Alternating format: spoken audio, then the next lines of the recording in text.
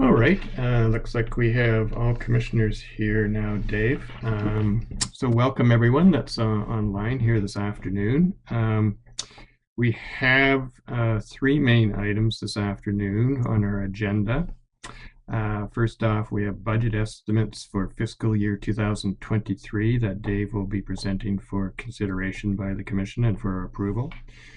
We also have a discussion around management strategy evaluation, which is seeking some further guidance from the commission on how to proceed on that particular work item. And then the third item is a regulatory request from Canada to make an adjustment to Area 2B for a daily bag limit of up to 3 per day. And then, Dave, you're seeking to have adoption of the report as well at this meeting. I do not have any particular changes to the agenda. Glenn, I don't think you do as well.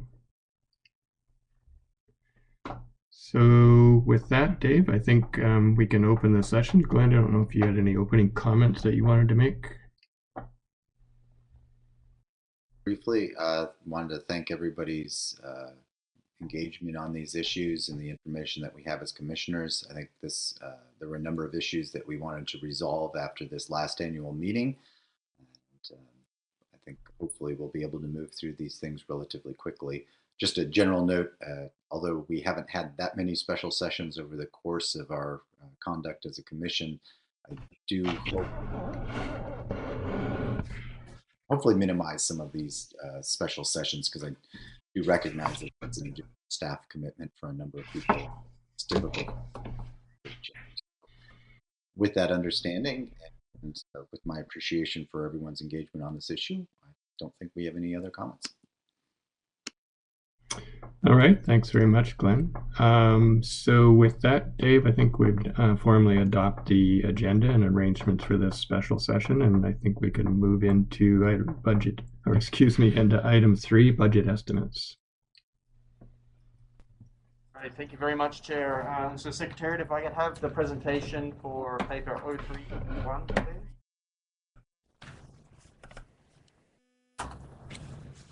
Excellent, thank you very much.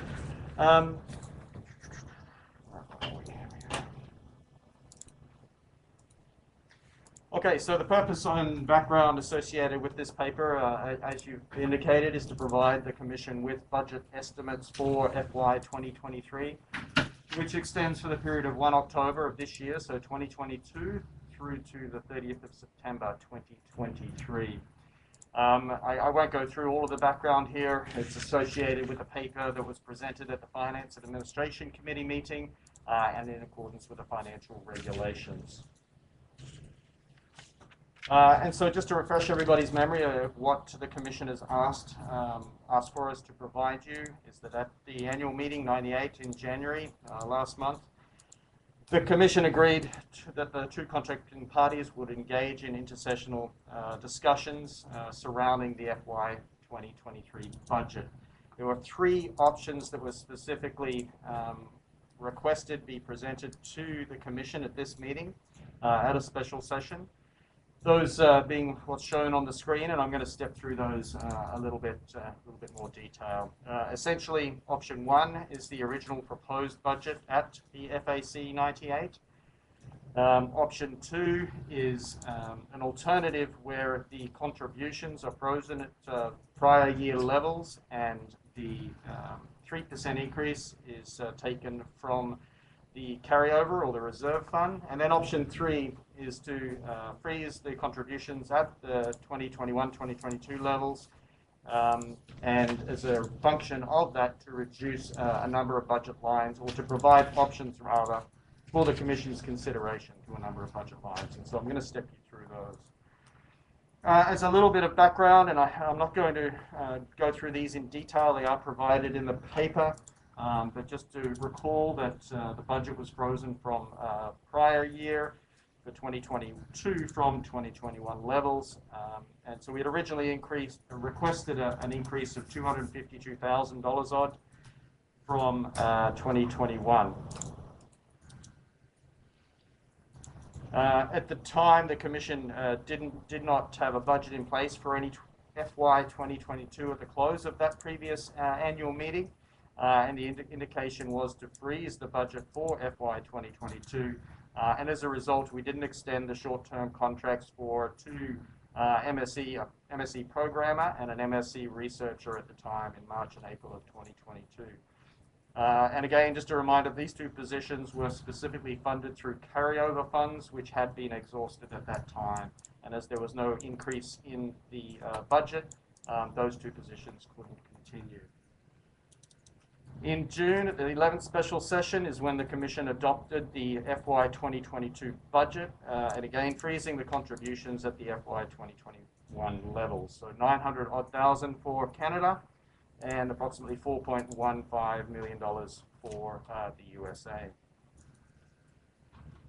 To further accommodate the budget freeze from 2021 to 2022, and also under guidance from the Commission not to commit the Commission to long-term salary and wage liabilities, we also made the decision not to fill two positions at headquarters for FY 2022. This was one branch manager position for finance and personnel services, and also one fisheries data specialist at headquarters. In addition, this was paired with a budget freeze from the NOAA Port Sampling Grant, reduction of approximately $103,000, and as a result, we held the filled position in Juneau vacant for FY 2022. Moving into most recent annual meeting cycle, we proposed approximate 3% increase from FY 2022 levels for FY 2023. And these would have resulted in budget amounts for Canada of approximately $927,000 and the US of $4.28 million. So this for the general operating funds 10, 20, 30 would have resulted in an increase of $151,745. So the three options that I'll walk you through. Option one is as presented at the Finance and Administration Committee and subsequently the Commission meeting in January of this year.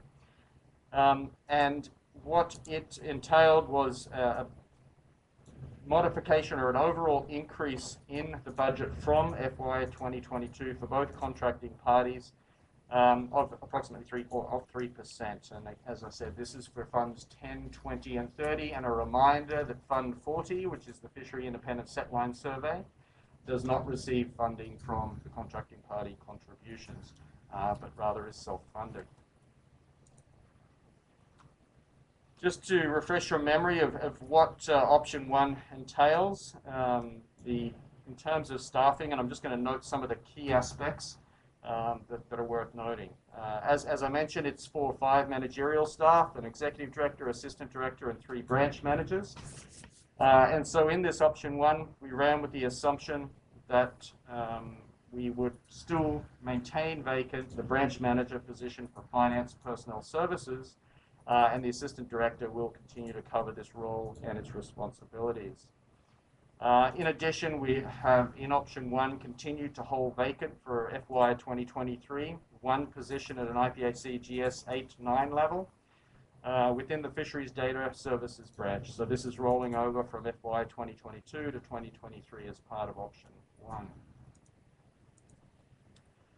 Other assumptions is that we're, again, running on the assumption that for research, we will have research funding, which is roughly in alignment with previous years, or the most recent year.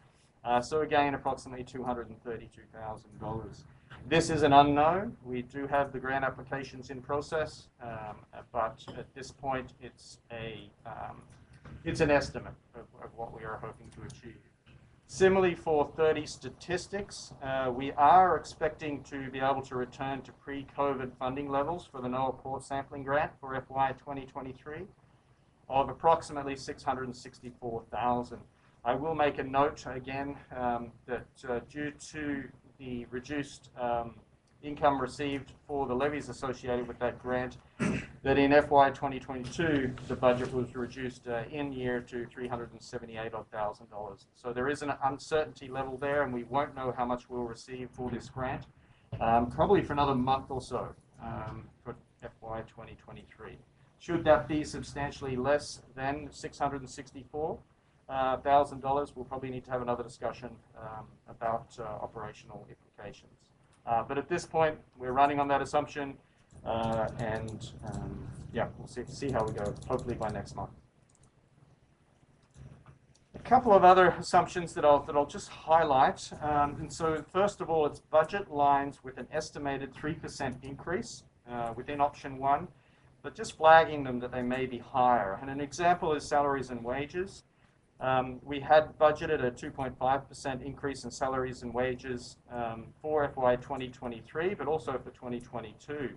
In 2022, the budget increase, as I said, was proposed as 2.5% as an approximation, but the actual increase was 3.21% as announced earlier this year.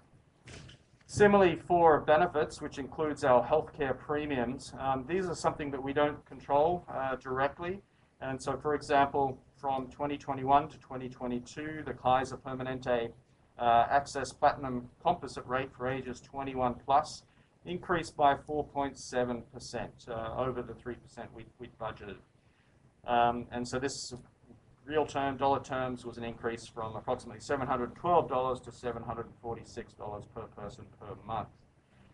And so for FY 2023, we have included a 3% increase. However, the rate may be higher. It's very unlikely to be lower, but that's the current proposal. An additional variable to consider, or just keep in mind rather, is that we do make our budget estimates on dependents for each staff member as well as the staff member. And at the moment, our calculations run with the assumption that we run on 1 employee, 1 spouse, and 1.5 dependent children on average. And obviously that can change depending on hiring actions and also internal population growth for families. We are also funding our retiree medical reimbursement plan. The medical premiums and associated fees are again expected to increase year on year. As an example, for 2022, the medical and Medicare premiums increased by 5.11% for ages 55 to 65 and 4.25% for ages 65 plus. And so just again, while we budgeted 3% increase, there is the potential that that rate, which is out of our control, will be higher. All other budget lines in option 1 do represent a nominal 3% increase from FY 2022 levels, but it is worthwhile noting that inflation in this past year, January of 2022, was 7.5%, significantly higher than the estimate that we had in the prior budget of 3%. So again, just something to keep in mind moving forward. We have 2 budget lines that are frozen and do not include any increase from FY 2022 to 2023. The first is the scholarship awards. That is a fixed rate of $4,000 per year per student, with 2 students maximum in any given year. And so there's no increase incorporated in option 1 for this item.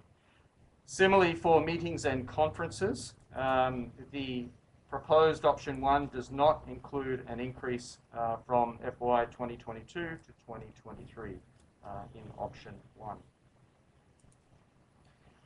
I guess noting some of the questions or points that were made at the annual meeting and also at the Finance and Administration Committee, just a note regarding travel. The current budget, FY 2023 in option 1, incorporates for general operating funds of $128,125. Back in FY 2020, so the level that was determined pre-pandemic, agreed to in 2019, was $209,570. That was held steady for FY 2021, but in year we reduced that to $152,749. For FY 2022, we again reduced that, noting the impacts of the COVID-19 pandemic on travel, down to $84,450, which was approved at SS012. And so while the FY 2023 proposed budget of $128,000 is higher than 2022, it's still substantially lower than pre-pandemic levels. That said, we obviously do not know what's going to happen next year. And then finally, a couple of the other items. I'll just highlight that, as I mentioned at the start of the presentation, Fund 40, which is the Fishery Independent Setline Survey. The budget is an estimate. It's an approximation based on the design that was tentatively adopted at the last interim meeting, and no changes were made at the annual meeting. But it's heavily reliant on fish prices in year, bait prices in year, and also fuel prices. And so it really is an estimate, and I think we always couch it with the condition or comment that there may be a plus or minus $500,000 associated with that budget at any point in time. Extra budgetary contributions, there are two. We have the headquarters lease and maintenance paid by the USA. This is in accordance with the contract, the 5-year contract, which we signed in 2020, which automatically increases in associated with that contract with the landlord. And then we have the deficit payments to the International Fisheries Commission Pension Fund. These have been amortized over a 10-year period, and the current estimate is valid until 2023, when they'll undertake, the actuary will undertake another review at $127,848 per contracting party. So Appendix 1A of the document 03 Rev 1 includes that option, option 1. And I don't expect you to be able to read this on the screen, so please do, if you have any questions in a moment, refer to the Appendix 1A. Now, option 2 was the base contributions for FY 2023 for the two contracting parties would be frozen at FY 2021-2022 levels. And this is for the general operating funds for funds 10, 20, and 30. However, option 2 includes the nominal 3% increase of $151,745 in the general operating expenses to be accommodated via an interfund transfer from the reserve fund. And at the moment, the reserve fund, which is specifically uncommitted funds for operations in 10, 20, or 30, stands at $1.476,626. And so what that would mean, in short, is that the Canadian and US contributions for the base contributions would remain at 2021-2022 levels, and we would simply make an interfund transfer from the 50 reserve fund to 10 general to cover that 151,000. All other components within option 2 are the same as option 1, and I just wanted to make that clear. So we just lost the screen in here. Looks like it's fine. There we go. Option 2 is again provided to you as Appendix 1B. The 40 FIS fund and extra budgetary contributions remain the same as option 1. So I just draw your attention to Appendix 1B. And then finally is where the Commission was essentially requesting more information and some additional sub-options to be provided. And that being that the base contributions for 2023 would be frozen at the 2021-2022 levels for both contracting parties, and that the proposed 3% increase be removed, which totals $151,745. And so what we've provided to you are a number of additional options. And again, a reminder that this option 3 would then still include the various staffing reductions incorporated into option 1. And so we have a couple of options here, A and B, and there's 2 alternatives for option A as suggestions for your consideration. The first is the removal of 1 fisheries data specialist in the field for FY 2023, and a reminder that for FY 2021, we did not fill an FDS field in the Port of Juneau to accommodate the overall budget freeze, and also associated with a reduction in the NOAA port sampling grant. We generally staff 8 ports in the US, depending on whether St. Paul opens, and 2 in Canada each year. And we'd estimate that that would be a cost saving of approximately $60,000. Alternatively, we could reduce non-essential services within this branch. I know this is not a very palatable component for the US, and so I'm not going to dwell on it, but I just wanted to highlight that, again, we could certainly reduce non-essential services for non-Pacific Halibut species to that same level. The implications of holding these additional positions vacant for another fiscal year would include continued strain on existing staff in the Fisheries Data Services branch, potentially resulting in slower delivery of branch tasks and all staff turnover and retention issues. In addition, we could hold vacant any other position that becomes vacant in FY 2023 rather, until there has been a cost saving of an additional $53,000. So A and B together, with $60,000 plus $53,000 saving to option 3. Then there were a couple of questions asked at the annual meeting and the FAC about specifically other areas such as meetings and conference budget line that could be reduced. And so we've put a couple of options here for your consideration. At the moment, we have one MSAB meeting scheduled to be in person in FY 2023, and that being in October 2022. That costs us approximately $30,000 to hold that meeting in person. Of course, the implications of that would be continued reduced collaboration, as we've experienced over the last couple of years, within the MSAB and with the Secretariat accordingly. Similarly, we have budgeted in the FY 2023 budget 2 SRV meetings in person, and if we were to move one of those to an electronic version, and associated travel costs would be reduced by approximately $5,000, and there's similar implications there as the MSAB option. Something that I'm not particularly keen on moving forward with, but we thought we'd put it up there for your consideration, is to defer the next scholarship award until FY 2024. So what that would mean is essentially, instead of having it on odd years, so we had the scholarship award in 2021 and then it was scheduled for 2023, it would just move out to 2024, and then we'd start going on even years from then forward. Other options include removal of the interim meeting, either removal of it completely, which has been discussed at work meeting and also in the interim meeting itself previously, or to move it to an electronic format of some description. And the cost saving there would be approximately $14,000. And then just to flag that the work meeting that we have scheduled in September, and so this would be for September 2023, if we were to move that to an electronic format, it would be approximately a small saving of $5,000. The other items for option 3, the FIS Fund 40, as well as the extra budgetary items, would remain static. So though that option is provided as Appendix 1, C of Paper 03 Rev 1 for your consideration. And so, Chair, we're simply asking that you note Paper 03 Rev 1 at this stage and then hold a discussion with the potential adoption of a revised FY 2023 budget. So I'll pass back to you, Chair, at this point. Thank you.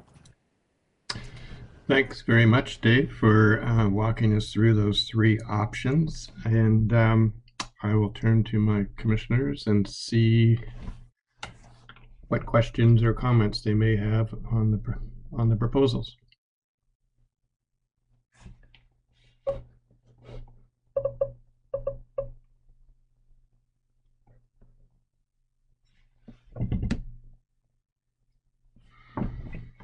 Dave, I have a question.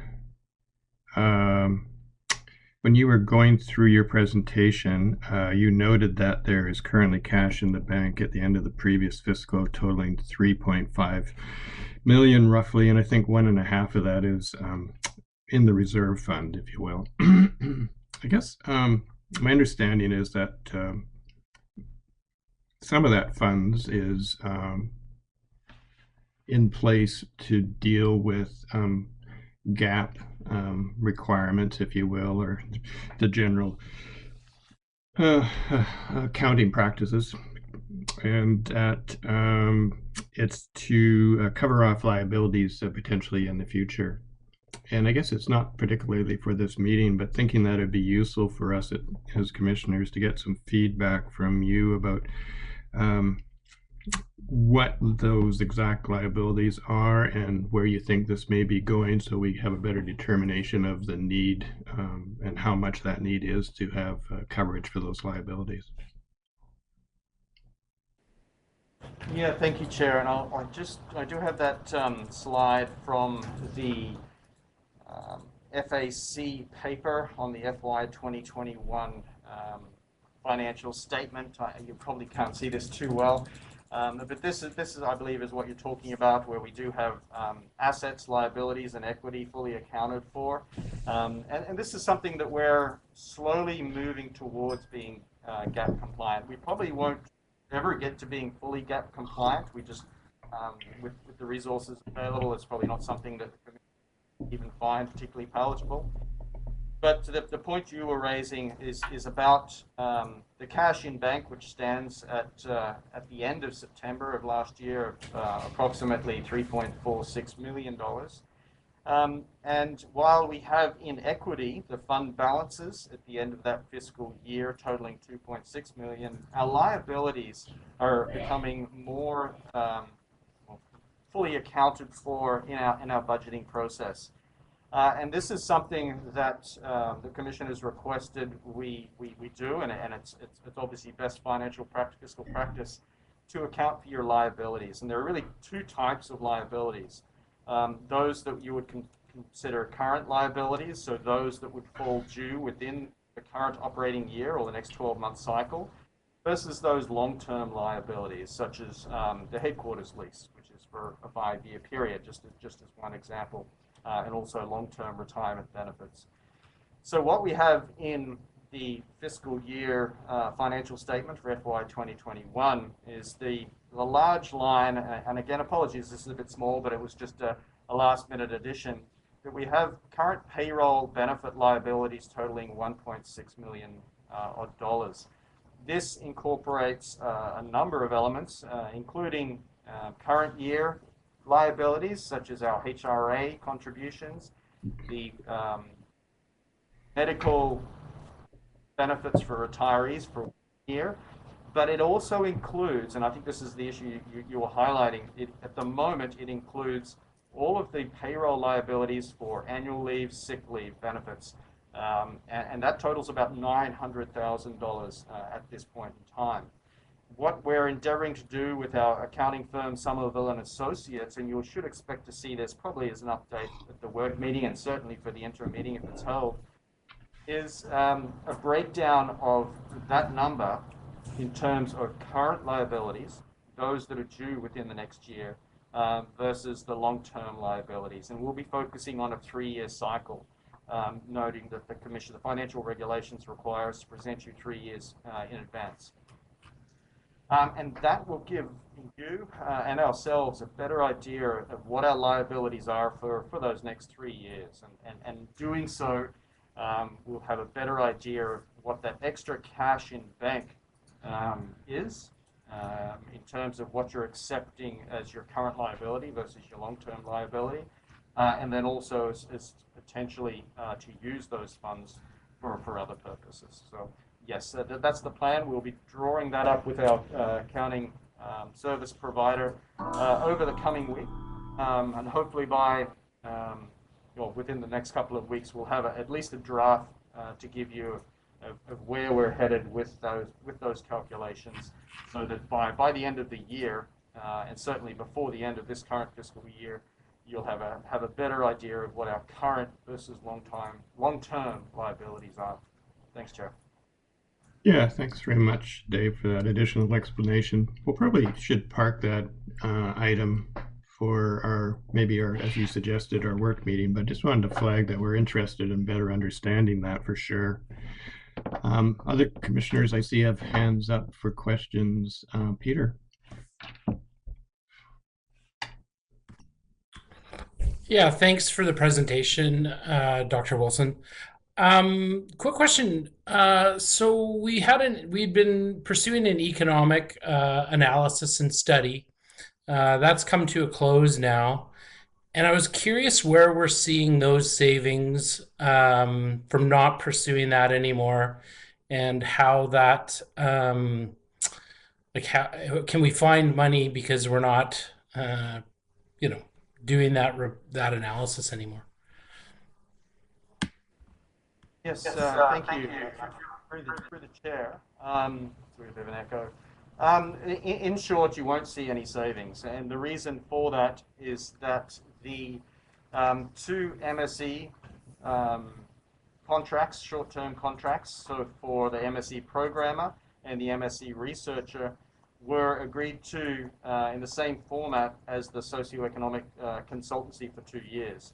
And so they were budgeted for using carryover funds. And so specifically for funds that were in excess of the annual contracting party contributions that had been accumulated in what we now call the reserve fund, 50 reserve.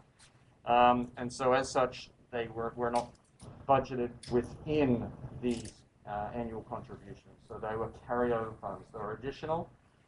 With the budget freeze in 2021 to 22, which is why I included that detail there, because I thought this question might come up, is that they were extra budgetary contributions. Sorry, they were carryover contributions rather than contracting party in-year contributions. Thanks, Chair.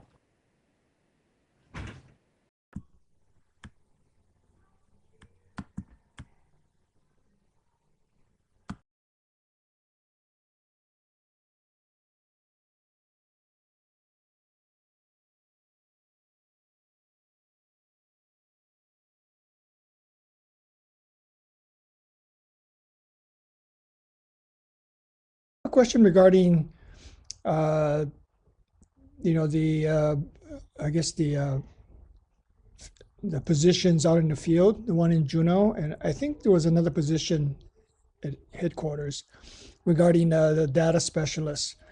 How, what kind of impact is the data not having that Juneau port sampler and that other data specialists in your headquarters office?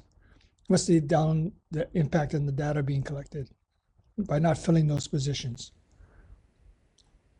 Yeah, thank you very much. I'm going to pass to Dr. Stewart, who's going to talk a little bit about how we accommodated that reduction in the position in Juneau and picking up sampling elsewhere. But in terms of the headquarters position itself, it was a reduction within the Fisheries Data Services team, and as a result, the workloads of others in that branch and the teams involved increased, and so that certainly puts a greater strain on those individuals. We did cope. It's something that's not ideal, but we certainly look to find efficiencies where we can. But in terms of the Juneau position, I will note that we have actually gone ahead and hired somebody for the Juneau port sampler position for this year. But if we were to consider something for next year, we would need to reconsider again based on those implications. And so, Dr. Stewart, I'll pass to you just to talk a little bit about how we accommodated that reduction in 2022. So over to you. Yeah, thanks, Dr. Wilson. So each year we go through a planning process where we target sampling the landings in proportion to their distribution across the entire stock. And the better and more distributed our port crews, the easier this is to accomplish. We recognize that the fisheries that land in different ports operate in different areas, and as such, we probably had some gaps last year because there are some stat areas that are not well represented unless we can sample in a place like Juneau. On a short-term basis, this isn't necessarily a huge problem, because we were able to sample quite comprehensively across the bulk of the stock last year, with the exception perhaps of the Bering Sea, where there were some closures in some areas. But over a long-term basis, we really do need to be able to retain the ability to sample from the entire set of landings for them to be representative of the catch. And we won't start to see those effects for some number of years in the stock assessment and the MSE and in other analyses if we begin to be unable to draw a non-representative sample. So although we've made some concessions in the short term, it really is going to be important for the long-term integrity of our data sets to get back to the ability to sample all the portions of the catch.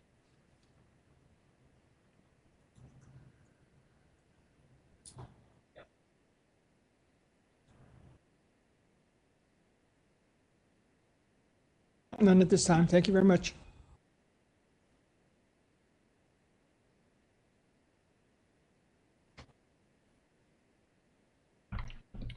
Question. First, going back to our gap compliance and our liabilities. So I understand the 1.6-ish million that is for payroll liabilities. Is that assuming that you would have to pay the full costs of all staff under some assumption that the IPHC is no longer operational? Is that what gap compliance means for that particular category? Yeah, thank you. Through the chair, no, that's not what gap compliance means. Gap compliance in the sense that we're trying to fully account for and calculate our liabilities. And so we have gone through a process of ensuring that we have calculated all of our leave liabilities, our medical liabilities associated with that payroll and benefits. And the one thing that's missing at the moment is the lease, the building lease liabilities, both for here and for our two office leases that we have up in Alaska. So those are the next two items that will be incorporated and built into the budget. And in doing so, our intention is to calculate what is our current liabilities, so 1 year, versus our long-term liabilities. And in this sense, it makes sense, as I mentioned before, to do it as a 3-year breakdown. And so it's not to suggest that we are trying to ensure that we have enough money to pay all of our liabilities at once. That's the way it's been transformed at the moment as we're going through this transition process to be gap compliant as much as possible in terms of accounting for our liabilities. But the intention is not, in the long term at least, to hold enough cash in bank to pay for all of our outstanding liabilities, short term and long term. That's going to have to be a decision for the Commission to make probably at the next interim and FAC meeting on how you would like to budget for cash in bank given your risk appetite. Thanks, Chair.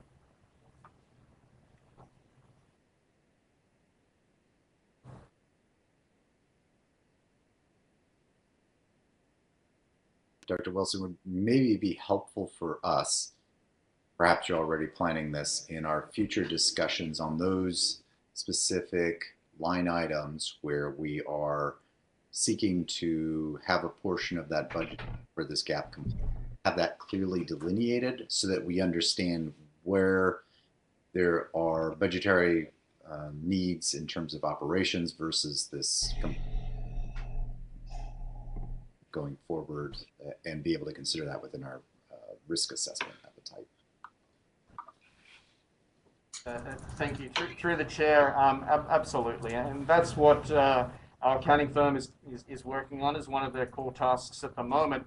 And the latest discussion I had with them is a suggestion to break down this current cash in bank between the cash account and also the investment or certificate of deposit account, where we'll be able to move a specific amount into that account to cover the longer term liabilities, but also to give you an indication that it's not required as a short term or current liability cash in hand requirement, so to speak. And that's the proposal that they've come up with, and we're going to work through that over the coming months and put that to you. Thank you. And if I could, one more question, and that is concerning travel.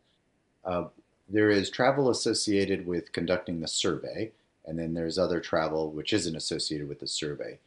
Are funds that are gathered through the FIS and subject to that line item used to cover travel to support the FIS? In other words, is the travel budget that you have non-FIS travel, or is that covering all travel for all sources? Yeah, so thank you for the question through the chair. So if you look at one of the appendices, any of them, because the FIS budget doesn't change for any of the options. So you have the green column, the 40 FIS, and that is where the travel budget for FIS is located. And so it's the cost recovered. It's for sending our set line survey specialists from their home duty station to port, between vessels and the like. And so that is separate from the contracting party contributions. And so I do actually have a slide which would then give you an indication, if I can get there. And so for the travel account for FY 2021 versus 2023, so in options 1, 2, and 3, you can see the difference there. And so for down the bottom there, you can see we have budgeted for 10, 20, 30, so this excludes 40, $128,125,000. And so the breakdowns you can see as an example from our previous budget, and I haven't included 2022 year as we're in year and we haven't spent those funds. You can see the approximate breakdown between 10, 20, and 30. So 10 general, 20 research, 30 statistics. And so 64% of that $71,000 in actuals for 2021 was for 10 general. So there's general staff travel. Most of that travel is to attend meetings. So whether it be an annual meeting cycle or what have you. Obviously, there wasn't a great deal of that in 2021. And so that was relative to other travel needs. For example, doing sampling in regulatory area 2A, which is not covered by the port sampling grant, for example. 20 research, there was grant funding of $5,786.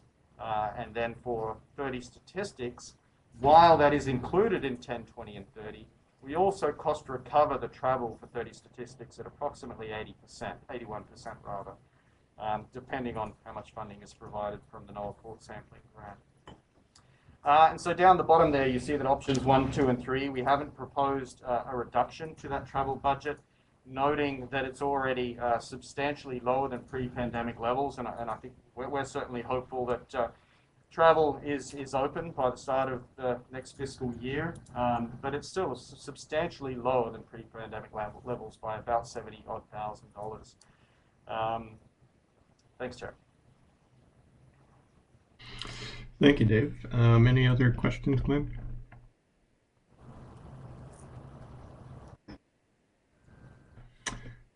Peter.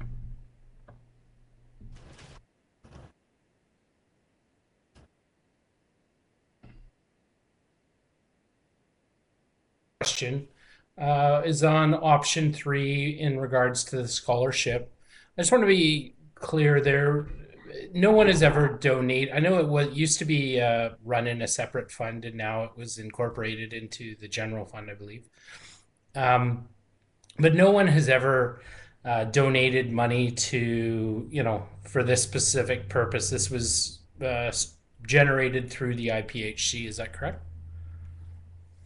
Yes, through the chair, to my knowledge, that's the case, yes. It's just been through contracting party contributions and then through the fund itself. Okay. For me, I'm not really comfortable. I understand the need to tighten the belts. For this, it doesn't seem like a very large budgetary item in regards to the overall budget. And for those getting those scholarship awards, I think they would value them quite, strongly. So I'm not too supportive of really looking at that particular line item.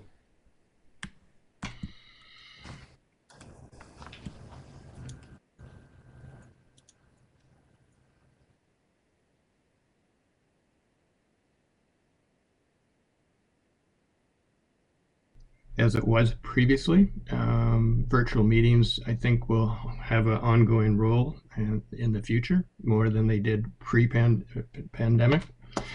So with that, I think maybe there could be some, for example, the interim meeting could be considered to be done virtually, and maybe one or both of the SRB meetings could be considered to be done virtually. I'd like And as well, like you had noted, I think in your option 3 about vacant positions, and would like to have some more clarity about that. I think it amounted to about 53,000. But amongst all those, it would seem that we could probably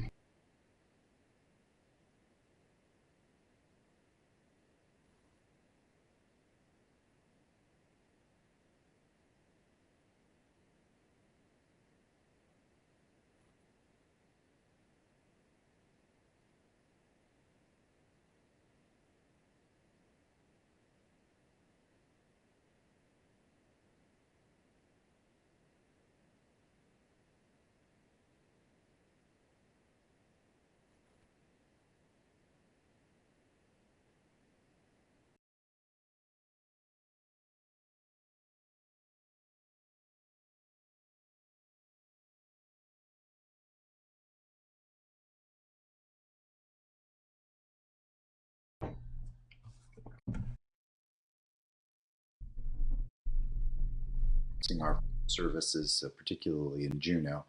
I think that there are likely to be $100,000 worth of savings that could be realized from some of the particular suggestions that you provided, Paul, trimming a bit of the travel budget, considering doing the interim meeting virtually, considering the SRB meetings. I agree with all of those. I think those could be helpful ways to get pretty close. I would also suggest that we've got a number of positions, including some high profile recent positions where there have been separations, and that might also be another place where maintaining those open for a period of time during FY23 could accommodate some of our needs.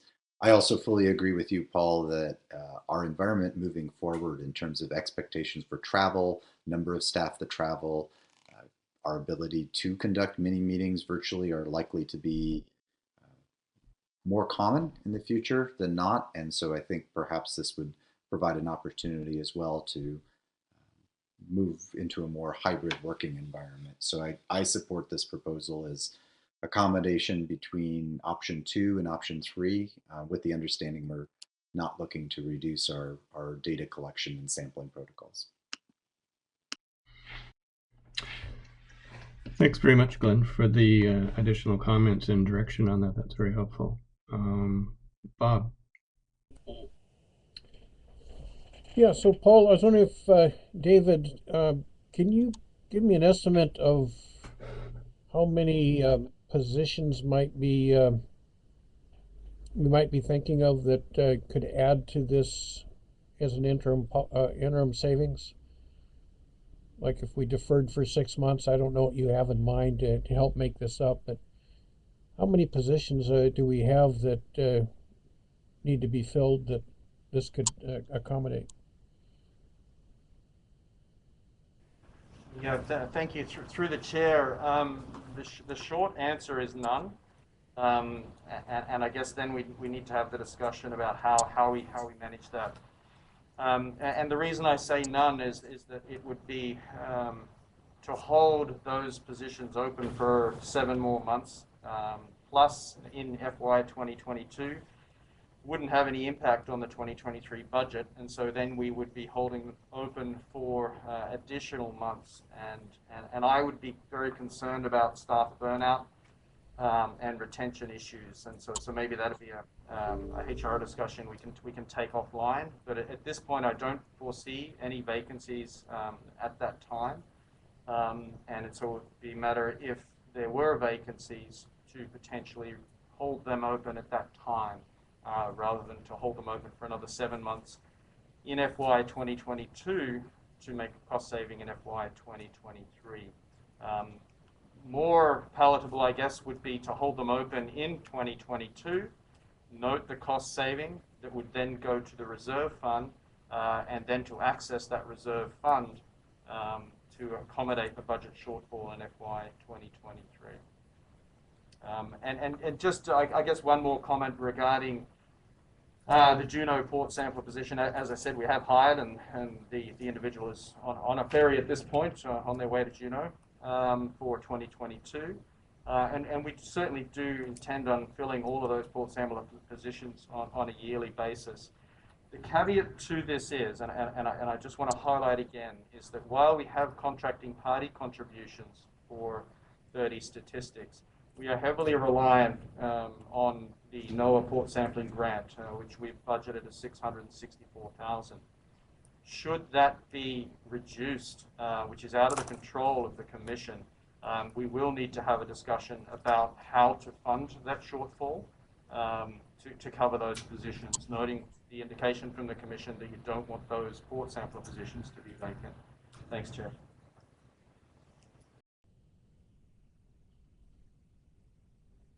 So as a follow, Paul, is that what you intended, a savings from 2022 that we could, in some fashion, would help us in 2023? I'm a little bit confused there.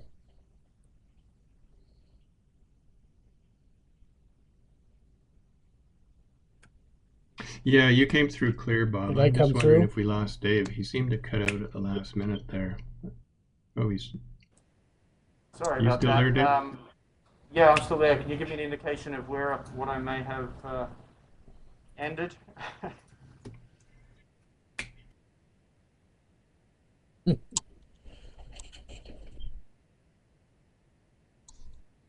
I did, and so I think Bob was asking you the question, or Glenn, I'm not sure which, about whether it would be suitable to have the cost saving in FY 2022 on one of those positions, so that we don't have to hold it vacant for 7 months in FY 2022 and then again in FY 2023. And I would support that option primarily because having these sort of key positions vacant for 7 months in one fiscal year to make a saving in the next fiscal year is going to increase the staff workload, noting that we're already short and we've already been holding open 2 positions for all of FY 2022 by design. To have those 2 held vacant already as part of these budget options, plus another 1 or 2 held vacant, is going to probably result in undue or long-term, I guess, long-term feasible workloads and result in staff retention issues. And so I would just request that we don't hold positions open for 7 months this fiscal year to make a saving in the next fiscal year. Thanks, Chair.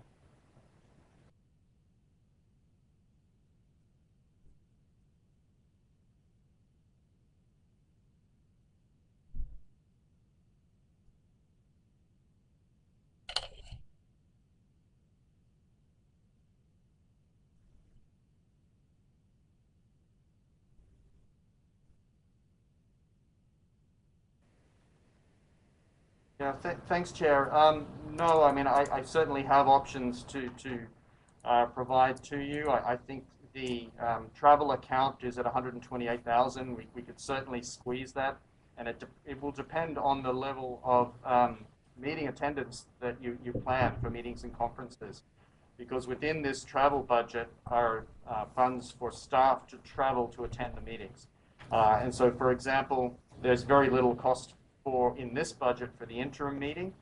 It's just the 1 night of hotel accommodation. We usually have it at the Grand Hyatt here in Seattle. But for example, if you were to hold the annual meeting virtually, there'd be significant savings from this 128,000, as that would require or make savings from travel, staff traveling up to British Columbia and Victoria.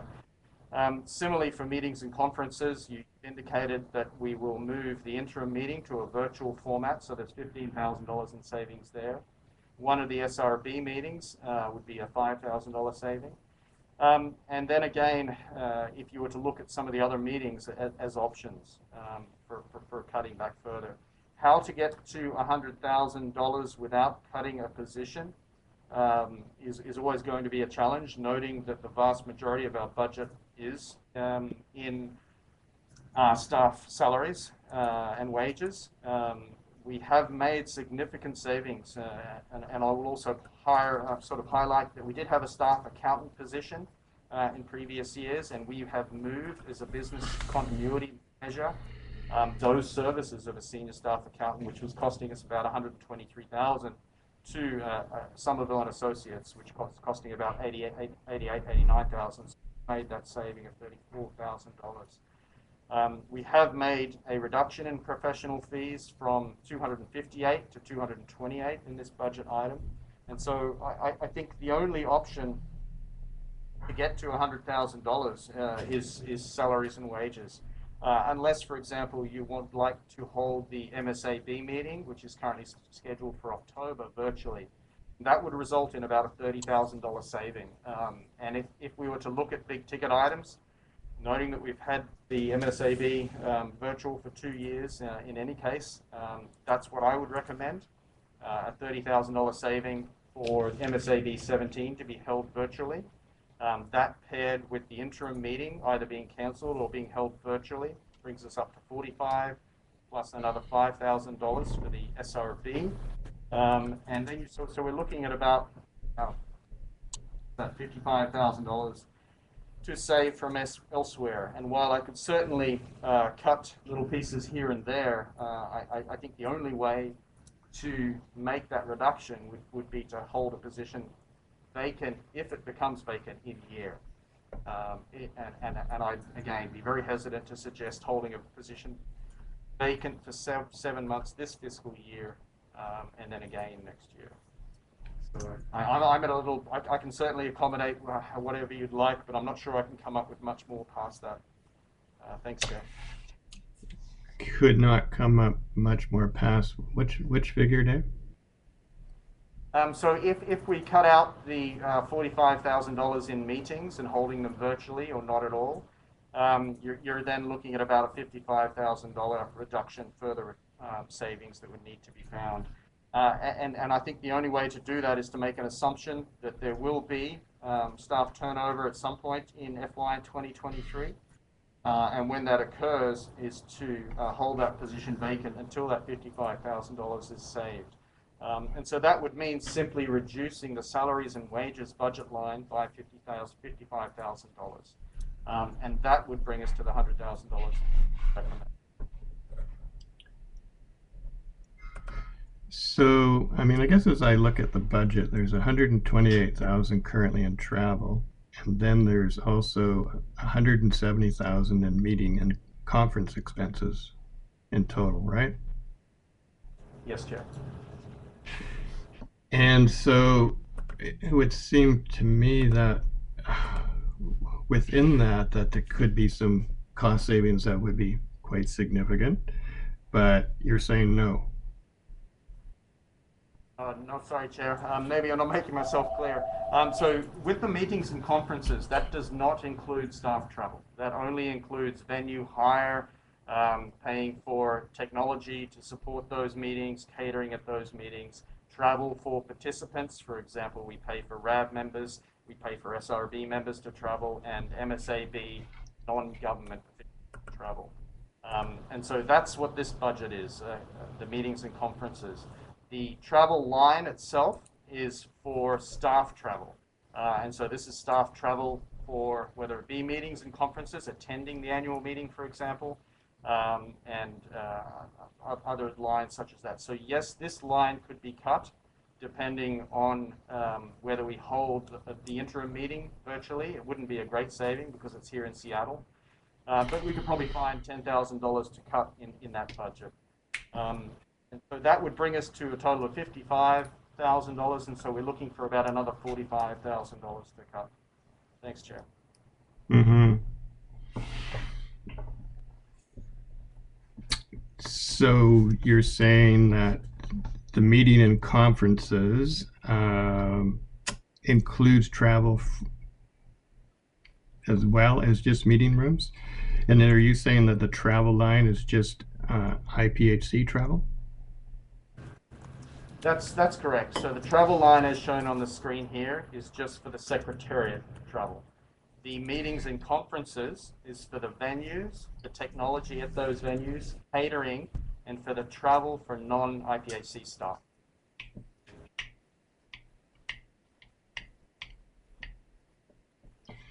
Thanks, Dave. I guess I'm still on the page, though, that And as Glenn and I both said, that it seems to me that we aren't going back to the pre-pandemic world of having all meetings take place in person. And it does seem that certainly we could have the interim meeting virtually, and as you've pointed out, it's roughly a $15,000 saving. But I guess I'm asking is, can there not be other travel savings in the 128,000? And I think I'm hearing you say no, but I'm not clear why. I heard you say earlier it's already down from what it was. Yeah, sorry, thanks, Chair. There could be. I mean, for example, in FY 2021, we spent $71,000. So during the pandemic, we spent $71,577 in actuals. And so we have budgeted 128. We could certainly cut it back to, for example, $71,000. And that would mean for FY 2023, there would be no travel for Secretariat staff, other than what the majority of this is research and also getting our port samplers into the field and other minor travel associated expenses. So there is this potential. Okay, thank you. So I guess my suggestion, and see what you think about this as well, is that you take a look for those savings. And I think what we've heard is that our least preference, and heard from you as well, is to reduce staff. But there could be some savings there, but that is certainly our least preferred place to look at, the last place to look at, I would say at this point, and would ask that you come back with maybe a couple of options, Dave, that identify $100,000 that comes from reducing in-person meetings, both for the Secretariat, but also for the Commission. And I think we think that the interim meeting is certainly one that could take place virtually. As you've identified, the SRG, which again is not a large one, I think it's about $9,000 if both were done virtually. And then there's the MSAB meetings, one I think you identified, there's $30,000 there. So I think, once you add those types of sums up, along with some additional shaving of some of the other ones, you get pretty close to 100,000. And as we've indicated, holding staff positions vacant is our least preferred, and as Glenn identified, the port sampler and reducing field services is even less desired. So I think, Glenn, that's kind of where I think we're at. What's your view?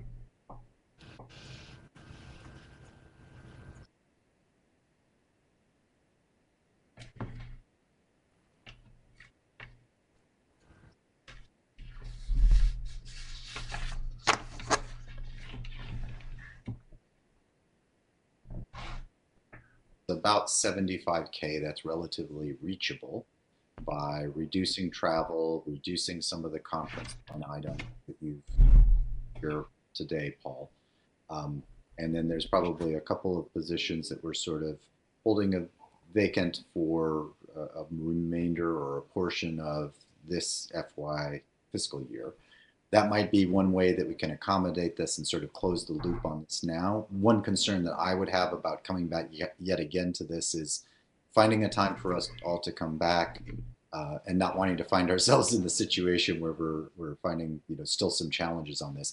So perhaps maybe that would be a question for you, Dr. Wilson, is if we looked at this at about a 75K reduction relative to where we are now, with the remaining 76,000 and some odd change coming out of our reserve fund. Is that something that we can easily accommodate by streamlining meetings and conferences, streamlining our travel, holding a couple meetings virtually, and then perhaps if needed, holding a couple of staff positions available or unfilled for the remainder of FY 2022 if needed? Does that get us to where we would like to go? Thank you. Through the chair, so just to summarize, to make sure I'm getting it right before I respond. So I think you're suggesting instead of 100,000 and 51,000 is moving to a 50-50 split roughly, so 75 in savings and $76,000 coming from the reserve fund.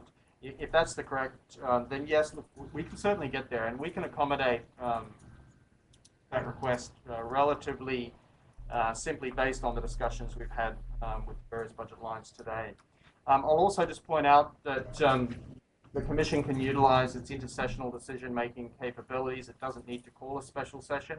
And so we can come back with that revised budget spreadsheet to the Commissioners, follow that intersessional decision-making process via correspondence, and get approval of that budget through correspondence in accordance with the rules of procedure. Thanks, Chair. Thanks, Dave, and thanks for that suggestion, Glenn. Bob, did you have a follow-up on that?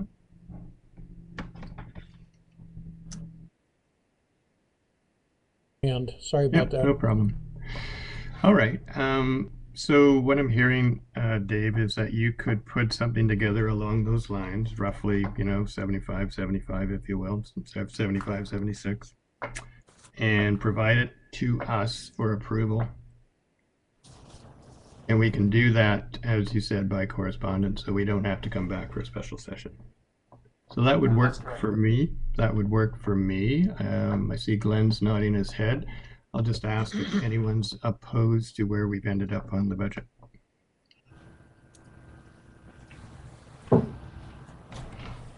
No, I don't see any opposition to that, Dave, so I think we've resolved that for now. Great, thank you very much, Chair, and so I'll pass back to you to move on as you need. Thank you, Chair. Thanks, Dave. So we'll move on to the next item now on the management strategy evaluation, and I believe Dr. Hicks and Dr. Stewart are going to provide us a presentation.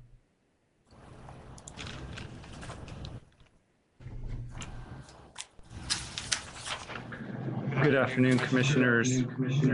Oh, sorry, that was my. There we go. Is that better? Can you guys hear me? Yes, I can hear you clearly now, Alan. Yeah, sorry about that. Okay, good afternoon. I'll give a brief presentation on some update on the management strategy evaluation and some of the requests that came out of the annual meeting for further clarification that we will address at this special session. So briefly, just a reminder, the MSE framework is what we're working with to do simulations this year and then bring back with results at the annual meeting, the 99th annual meeting in January 2023. And just noting in here, you have the operating model on the left and then the management procedure on the right. And what we'll be talking about today is mainly that management procedure and some elements of that management procedure.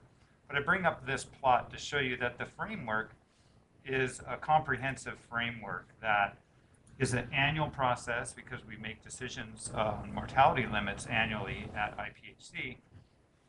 And this annual process is simulated where every part of that process must be simulated, especially the management procedure. And that's why we're here. We'll talk about different elements that will be of interest and some decisions to be made on exactly what will be done with those at this session.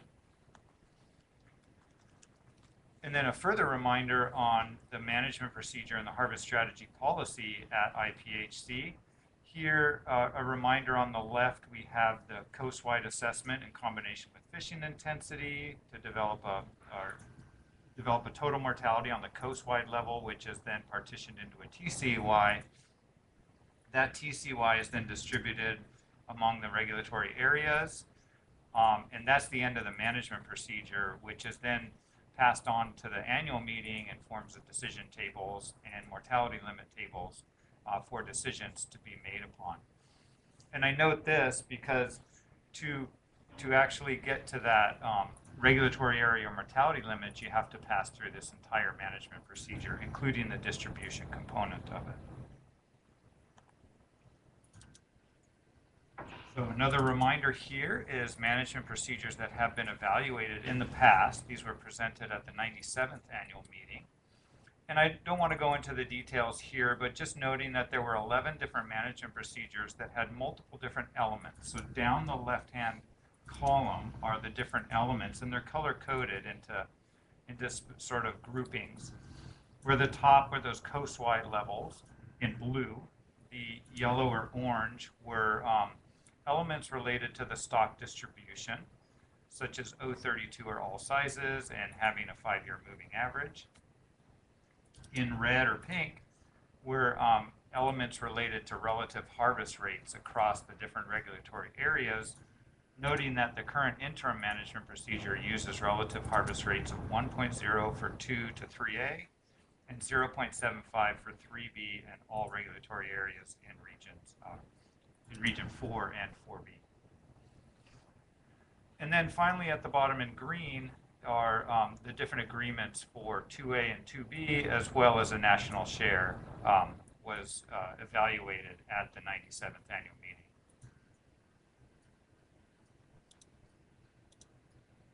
So the MSc program of work, all that I'm going to focus on in this short presentation are the management procedure part of that, it's M1 and M3, noting that the Commission has requested the analysis of size limits and of multi-year assessments. And I'll go into a little bit more detail where the Commission currently is at related to those two management procedures, and then what else has to be considered to fully simulate a full management procedure, including distribution. So first we have size limits, and at the annual meeting, a recommendation was made on what size limits to investigate, and 3 size limits were considered or suggested at that one. No size limit, as well as the current 32-inch size limit. And I note these would actually be quite easy to investigate with minimal modifications to the current MSc framework in the way that it's built up and put together in congruency with the stock assessment. And the reason is because the current size limit obviously is what we've been working with in the MSc framework. So that's ready to go. And then no size limit would just be simply accounting for all the mortality and all the potential catch encounters that would be done or that happen in the framework anyways. What is a little bit difficult is something in between this 26-inch size limit, and that's where these assumptions and modifications are necessary, because that's different than anything than what is actually happening in the current reality. Is we'd have to partition the amount of under 32-inch fish that are encountered into under 26 and over 26. And that just takes a little bit of assumptions and modifications in the framework. Thinking about this a week or two ago, I realized that there is not actually very much encounters. Fish are not commonly encountered in the commercial catch, where catch here is actually all of the encounters, whether a fish is landed, whether a fish is discarded and suffers mortality, or whether a fish is discarded and survives. That is all part of the catch. And less than 2% of the commercial catch is actually under 26 inches. So I'm happy to conduct this simulation, but in sort of looking at it before doing the simulations, I'm not sure that there's going to be a large difference under the assumption that targeting of small fish does not change in the future.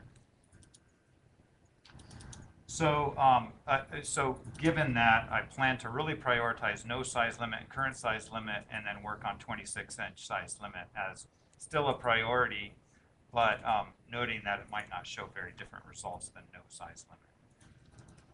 We also have to consider objectives related to this management procedure and what might be useful for the Secretariat to present that will help the Commission make their decisions, as well as stakeholders understand the consequences of these different management procedures. And of course, we already have primary objectives that we've been working with, and we have fishery objectives included in there that we've been working with. But some additional ones we may want to consider to help understand really the benefits or the cons of these types of management procedures are efficiency in the fishery, for example.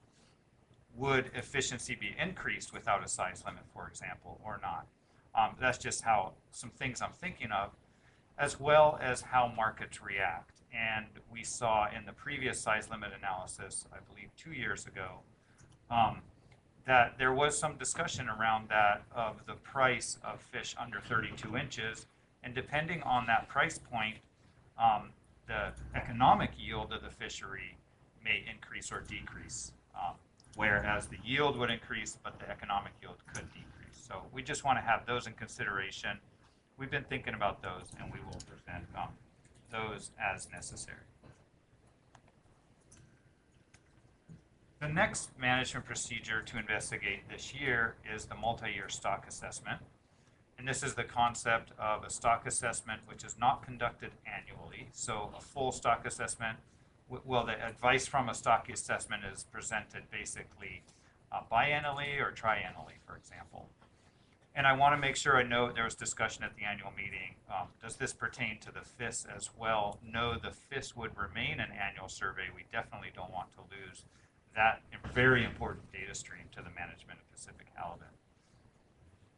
So on the right, you can see some options that the Secretariat has put forward, where anything in italics would be a secondary management procedure for investigation, meaning we would investigate those when we have time, or if we had time and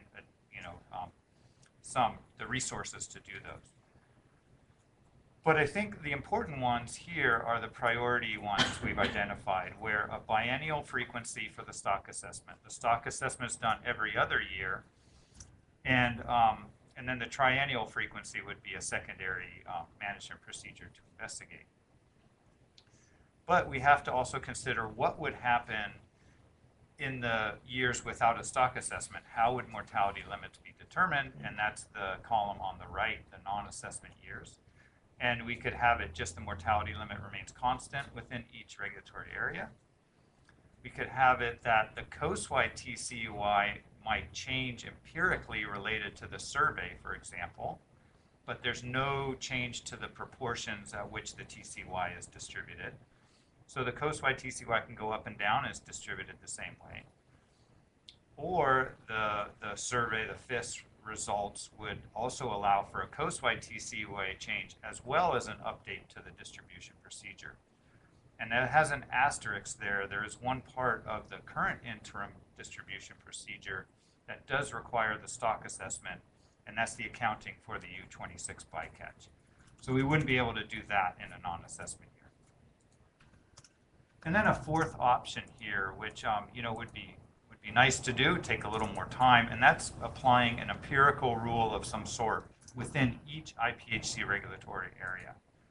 That's going to require a little bit more thought in how to balance that with a coastwide TCY or a coastwide SPR, for example, but something that we are considering and may be able to run in 2022. However, these bold ones are the primary ones we plan to simulate in 2022.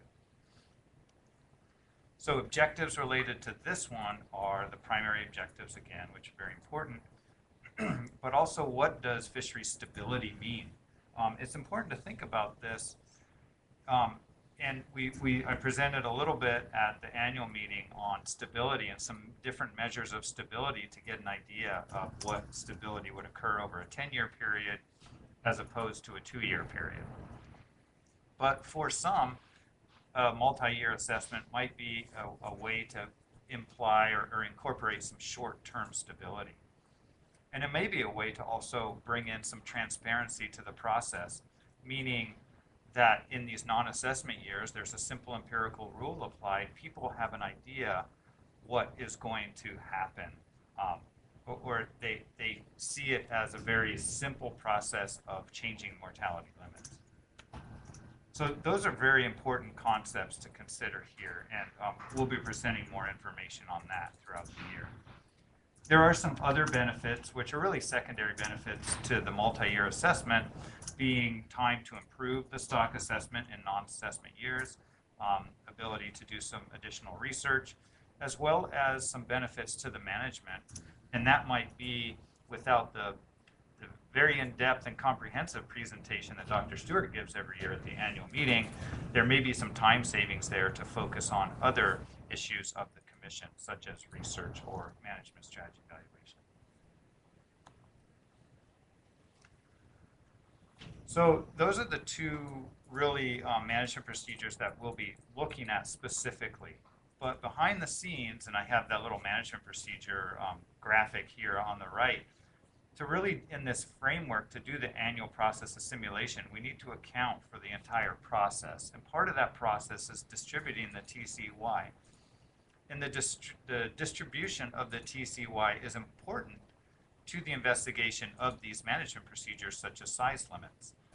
For example, if all of the TCY was put in an area with small fish, that might have a very different outcome than all of the TCY being put in an area with only large fish.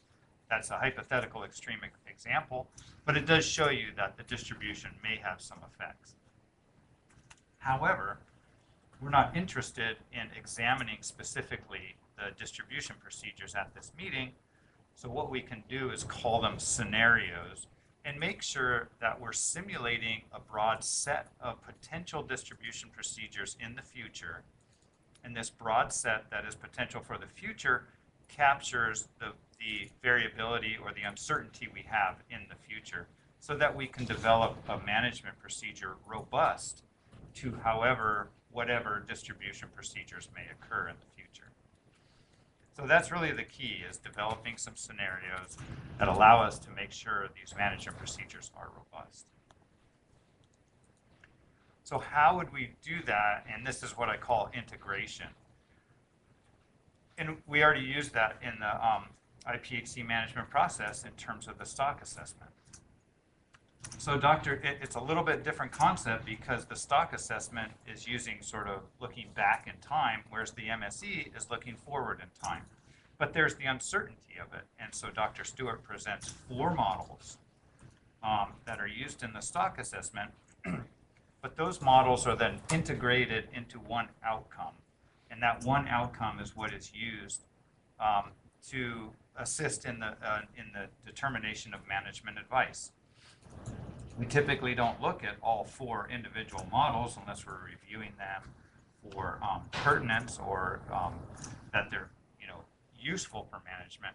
But when it comes down to doing the analysis, we combine them all into one.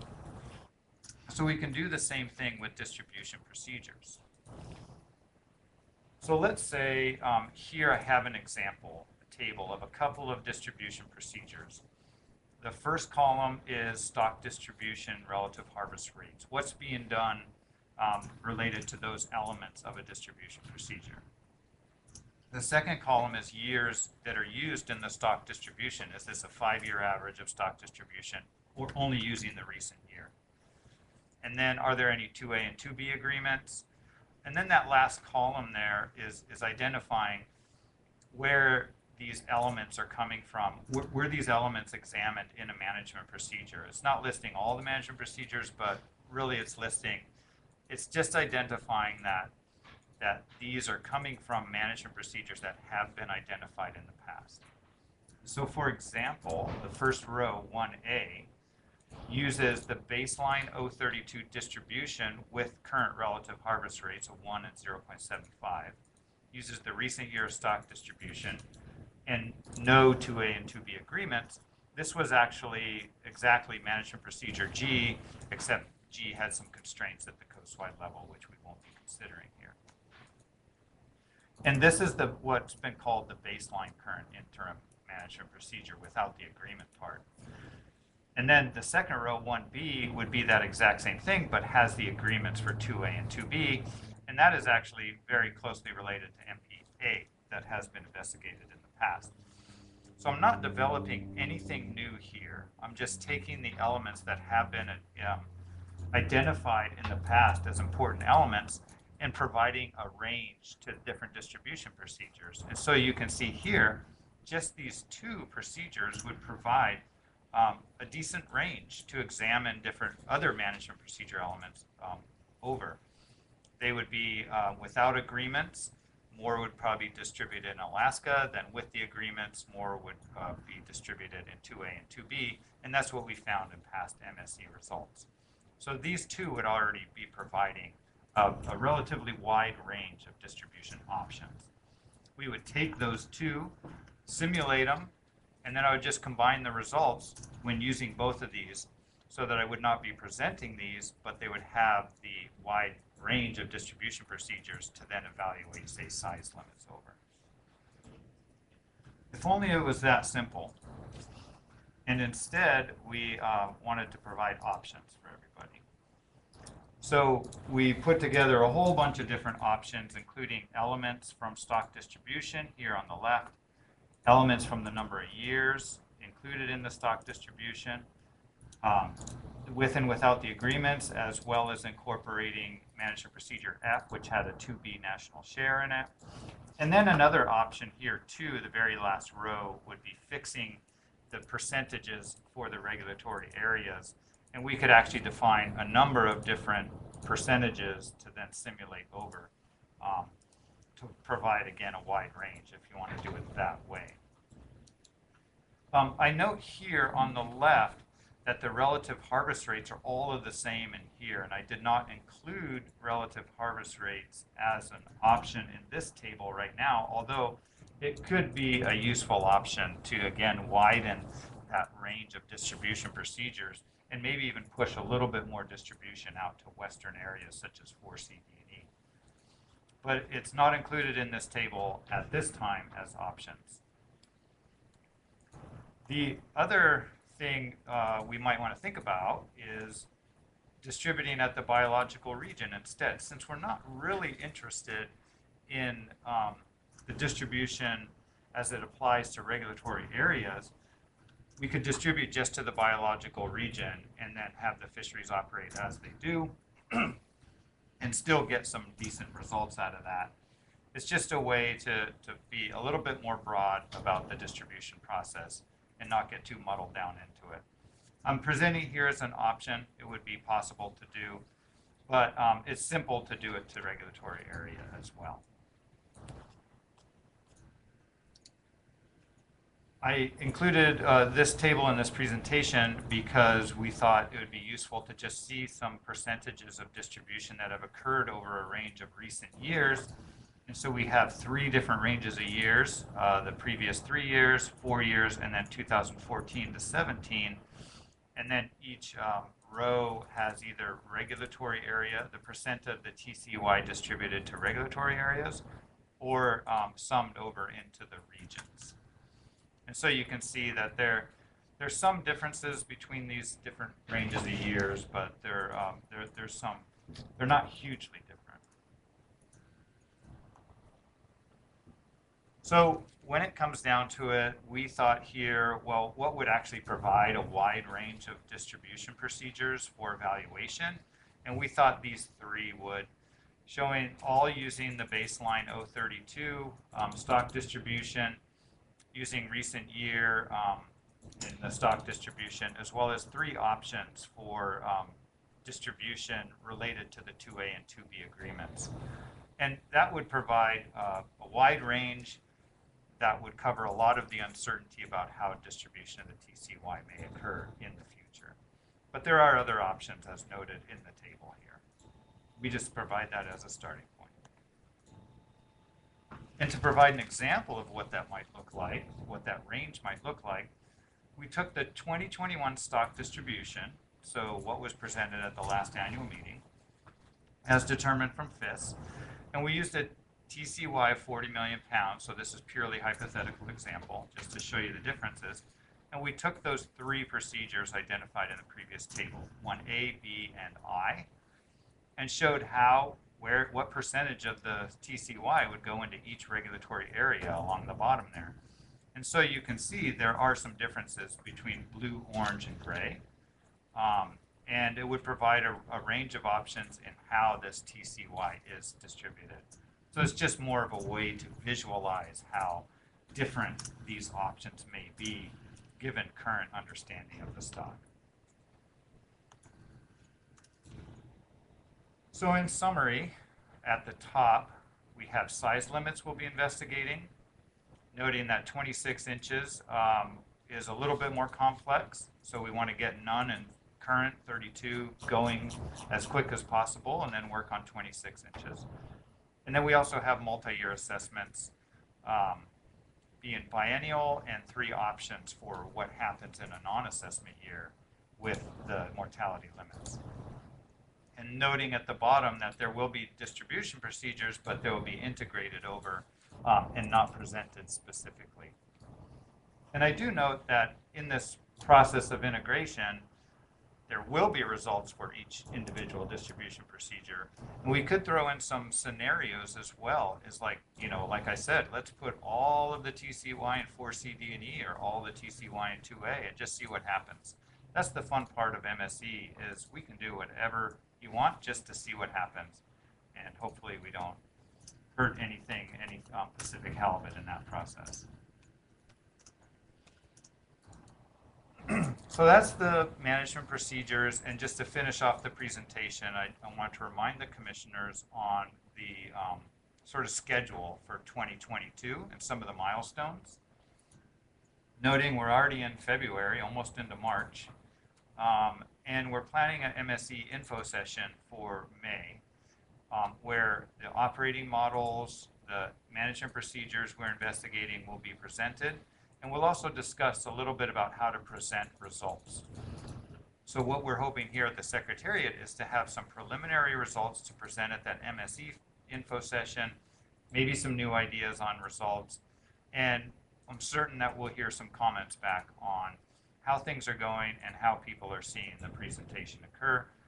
And that will, again, influence us throughout the summer when we're doing the core of the work. Shortly after that MSE info session will be the SRB meeting in June, where we'll present a lot of that same stuff with more detail and get scientific feedback. And that will set us up for summer, July through August, doing a lot of simulation. And then summarizing back to the SRB results and evaluation. An MSAB meeting in October for the MSAB to look at the results and evaluate them. And then, of course, the interim meeting in November, followed by the annual meeting for presentation to the commission. Every time I see that calendar, it makes me sweat just a little tiny bit. And it's freezing outside today, so tells you something. So with that being said, we're noting there's a paper associated with this presentation on the special session website. And we're looking for a recommendation from the commission on distribution procedures to include in this simulation, with these three identified as providing a range that the Secretariat thinks would be a wide range of distribution procedures that potentially may occur in the future. I will leave this slide up and take any questions. Thank you.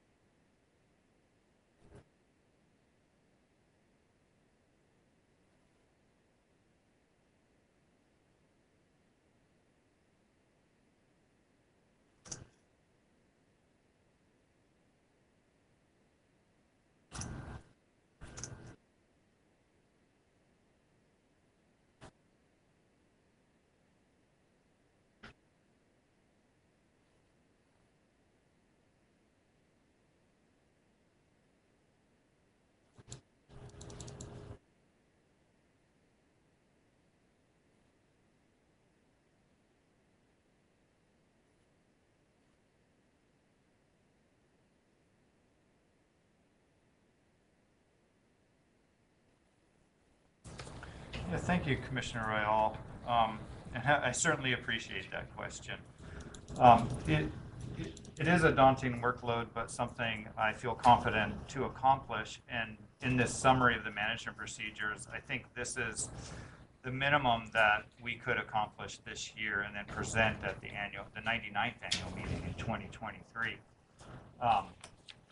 And I do note the 26 inches, you know, I just haven't fully, or we haven't figured out exactly how to implement that. So I have that in italics just in case something goes completely wrong. That I said, see, I told you so. But I think I'm pretty certain that we'll get that done. So I don't think any of this needs to be pared back, and we'll be able to present this at the annual meeting.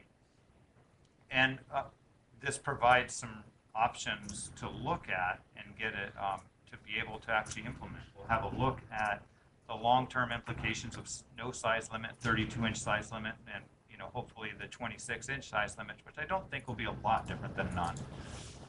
But and then in combination with past analyses, there'll be a lot of information there for the commission to digest and potentially make a decision on whether or not 32-inch or no size limit or 26-inch is a best performing management procedure. And then with multi-year assessments, I think we can be looking down the road. Is annual assessment necessary, and what sort of procedures might we have in between assessments if it's gone to biennial or triennial? And is that something worth looking into further or potentially taking action on immediately? And I note that, as we iterate in the future with the management strategy evaluation, that anytime we revisit this, if distribution procedures become of interest again and specific distribution procedures want to be investigated, we can always put back in some elements of a size limit to see what that effect was as well.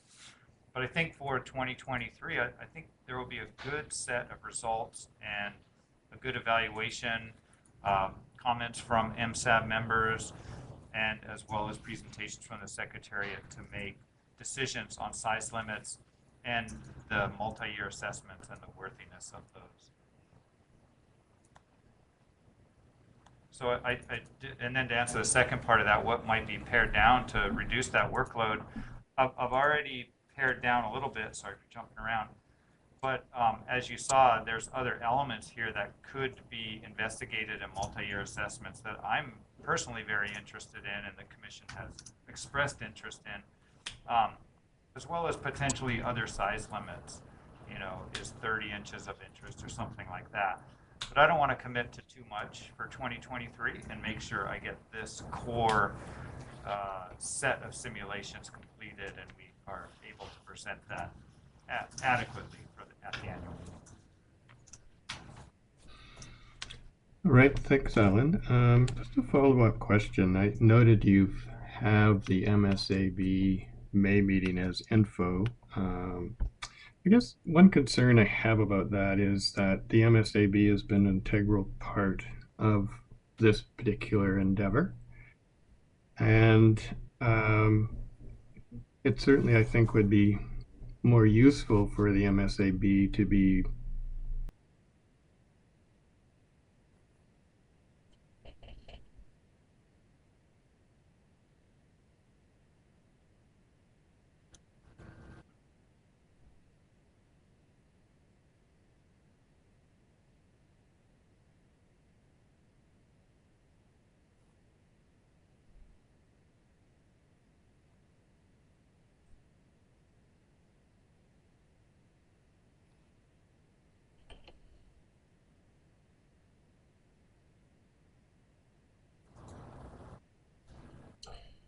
Yeah, thank you, Alan. So I have a question. When you're analyzing no size limit, is the study that you do presumes that there's 100% mortality for everything that the fleet encounters? Yes, Commissioner Alverson, that will be the assumption, is if it's encountered and caught, that it's kept and landed under no size limit. Yeah. I don't know where this ultimately goes, but as you know, there are at times some extremely small fish get hooked on this gear, and you may have a 10-inch fish, you may have a foot long or 18-inch fish, and the the fisherman's going to tend to want to release that. And on the U.S. side, we have a rule that currently does not allow, will put them in a situation that would be a violation of law to do that if you had no size limit. So in developing that particular option, I don't know how you build in. I think you just need to be aware there's that functionality issue that the fleet's up against if they do tend to start releasing small fish like that, that they could be backing them into a regulatory problem that I don't want to see. We have that problem in sablefish right now, and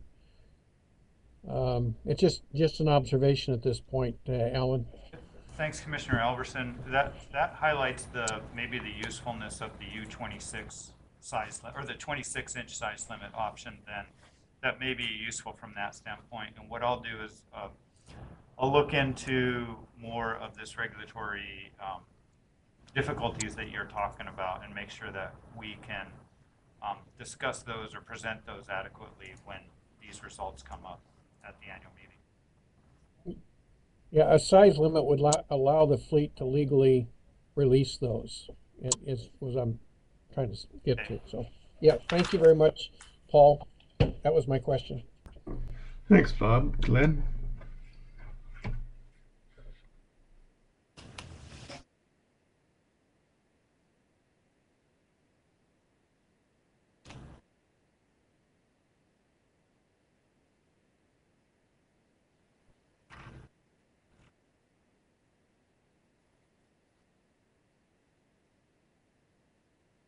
In terms of tractability or amount of work that it takes to assess that, and some feedback on that would be particularly helpful. And I guess then the second question is, depending on the management procedure that is examined, some of them are using, for example, the most recent year of the survey. Some of them bake in, I believe, like a 15% variation limit to try and provide for stability. Some of them use an averaging of the 5 or 3 most recent year surveys. I'm wondering if you have sort of apples and oranges among those various components. Does that substantively affect the way in which those management procedures perform? Or do you sort of need to do the analysis in order to determine that? Yes, thank you, Commissioner Merrill. The first question related to the number of procedures, I think we don't want to introduce 100 different distribution procedures. That just becomes untractable. But I think anywhere a minimum of 2 to identify some sort of range of uncertainty, for example, and probably up to 5 would be, most reasonable for our ability, or I'm saying my ability, to actually handle the simulations of all of these things. And that being said, I want to note, even with just 2 distribution procedures identifying a wide enough range, I forgot to mention that decision-making variability is also going to be included in these simulations as well. So it's not static. Each of those distributions procedures is not static. They'll have some variation to them, meaning that distribution will already have variability on it, even with one distribution procedure. So I personally think 2 is going to capture some uncertainty, or quite a bit of the uncertainty, and adding in additional ones is just adding in additional bits of uncertainty or extending the range slightly. So, anywhere between 2 and 5 distribution procedures would be great. We can go more than that, but, it's just a matter of me being able to code those in and then implement them and then conduct enough simulations. Related to the second question, I want to make sure that it's understood the distribution procedures that we would be using in these simulations are not specifically the management procedures on that slide presented earlier with the different colors. So what we propose, or what we put in the table of all those different potential distribution procedures, is drawing elements out of all those different management procedures. I think there's only one or two that's exactly listed in that table previously. So for example, all but management procedure A used a constraint at the coast-wide level.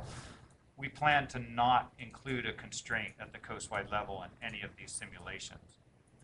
We just plan to take elements from there, elements of using 032 stock distribution, using relative harvest rates, using an agreement, and creating just that distribution portion of it.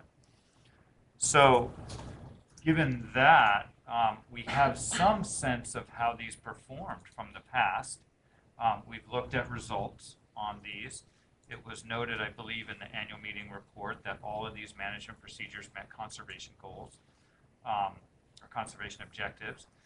And, but there were trade-offs between these procedures among the different regulatory areas. And I think that's where the difference is, and the things we can learn. And so the idea here in the three that are identified tend to span a range of those trade-offs between the areas, and more specifically between Western and, well, Alaskan areas, and then the Pacific, and 2A and 2B, the trade-offs between those areas. Introducing something like relative harvest rates is something I was thinking after this presentation was put together. That might introduce a little bit more range in shifting some of that distribution out to more Western areas. I hope that answered your question.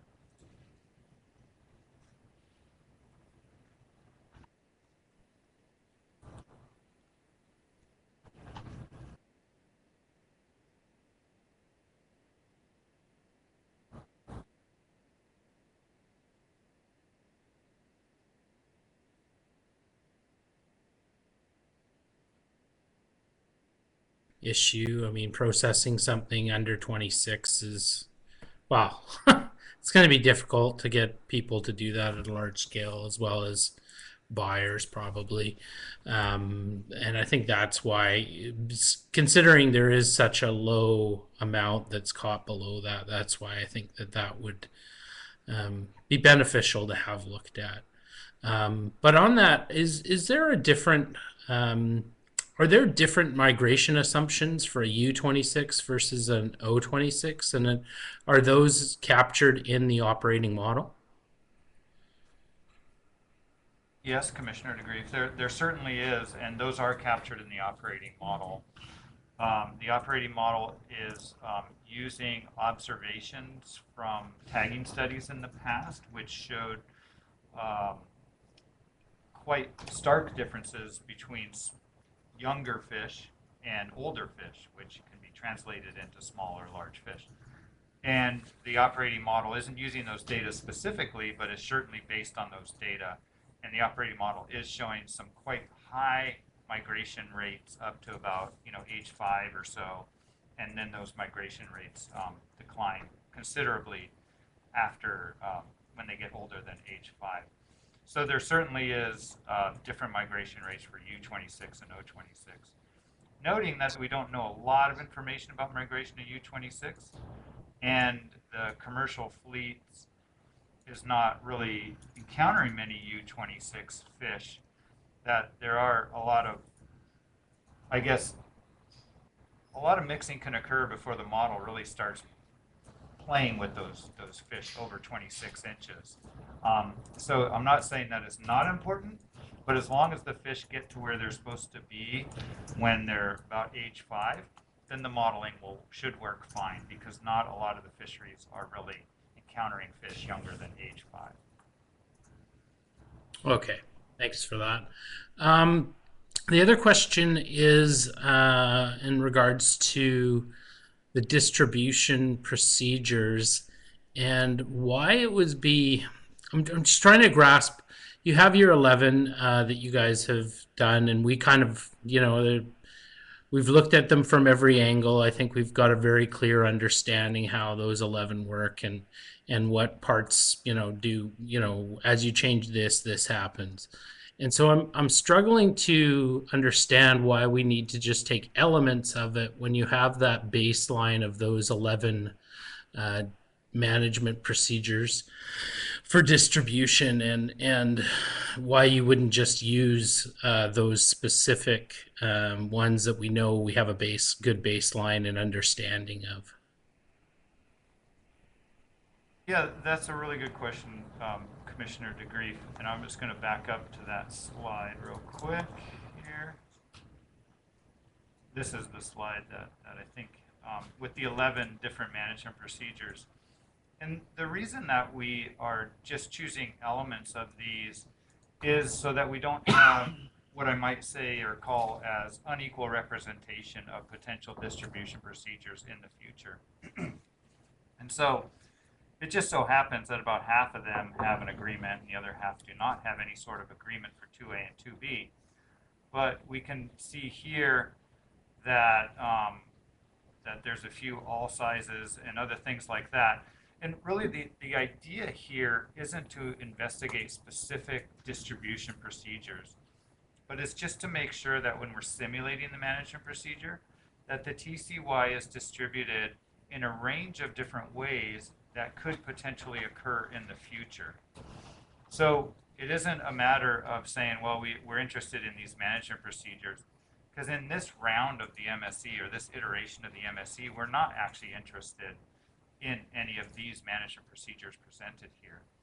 We just want to make sure that we are representing the potential or the possibilities in the future, in the range of possibilities, because we don't know what's going to happen in the future in terms of a distribution procedure. So we may have agreements in place, we may not have agreements in place, and so we just want to simulate those range of options and make sure we do that in a manner that represents the potential in the future. So for example, if the commission says, well, we're not going to put all the TCY into 4B, then we definitely don't want to introduce a management procedure that has that element of distribution to it. But if the agreement might be in the future or not in the future, we want to make sure that we include that. Hopefully that's helpful. It's just slightly different concept in we're not interested in a specific distribution procedure at this point in time. We're just interested in these other management procedures, making sure they're robust to what may be adopted related to distribution in the future.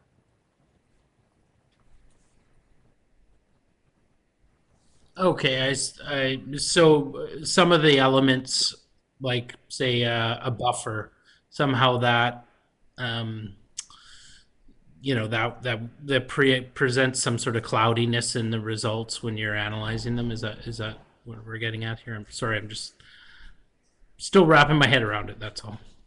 No, I apologize. It isn't easy to understand this when I tell you don't care about it, but we have to care about it. I see how it's confusing. But yeah, something like a buffer, if that is something of interest to the commission, we can definitely include that. But it sounds like we're not at the point where specifically that would be of something of really clear interest at this point in time. So we just want to make sure that we're simulating a range of options that just makes sure the size limit is robust to what might happen in the future. And then I note if, say, in 3 years, the commission is like, I really like that idea of a buffer, and I really want to consider that as an option for implementing. Then we can say, okay, well, now I will simulate, say, management procedure D, but with a size limit of 26 inches because the commission has identified that as a useful size limit. So in the future, it's not that we're ever going to forget about our past. We're going to keep learning from our past. And that's what I hope these management procedures identified elements that the commission is finding useful, may want to investigate in the future, and then we can just make sure they're in the set as we investigate other options now so that we develop management procedures robust to what may happen in the future. Okay. Not sure if that's clearing the waters yet, but That's helpful. okay, thanks.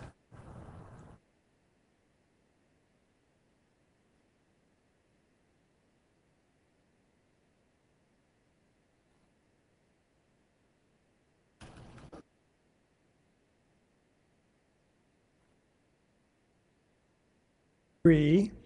So how confident do you feel that this mix of three is pretty representative of what you need to study size limits? And you'd asked us, you wanted some input from the commissioners.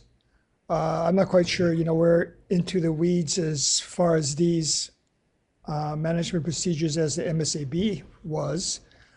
So I guess my question is, do you feel comfortable going forward with these three? Would any input from either the commissioners or MSAB help in going forward, or is this sufficient enough to kind of do that analysis on size limits? As you said, we can refine these management procedures as we go when we get down to the actual analysis that we need to be covered. And so that's my first question. My second question is this selection relevant for multi-year assessments as well as the size limits? Just picking these three, or do you need a different set of three? Two. Thanks. Thanks, Commissioner Yamada. Really good question. And we feel that these three that are bolded in this slide would represent a wide range of distribution procedures in the future and be adequate. After this presentation was made, we continued thinking about this as we do. And we feel that, well, if the commission did want a little bit more range, they could use different relative harvest rates to shift more TCY out to western areas. But that, with implementation variability being the decision-making variability, this is going to provide a wide range of distribution options within reason that are potential for the future that would then provide a robust analysis for size limits and multi-year assessments. So adding a couple more is going to make very little difference to the outcome here in regard to multi-year assessments and size limits. You'll have more than enough to make an adequate or a really well-based decision on those two management procedures. And that gets to your second point is, yes, this same set would be used for both size limits and multi-year assessments. And when we're doing the simulations, we may actually cross that a little bit, do a no size limit with a multi-year assessment just to see if there's any interaction between the two. So in terms of the last slide being the recommendations, we feel that's plenty adequate to provide a robust analysis of the management procedures of size limit multi-year assessments. And in fact, just two of these would probably provide a wide enough range as well, without a third one. Or we could add two more and have up to five. And that's where we're looking for feedback from commissioners, is what is the commissioner's take on potential distribution procedures in the future? And these aren't ones that the commissioners feel will be adopted, but what is the range of options that will want to be considered in the future, and making sure that we are simulating those now to develop robust analysis of the management procedures of interest now. Thank you, Dr. Hicks. That was very good. Thank you, Richard. Bob, did you have a...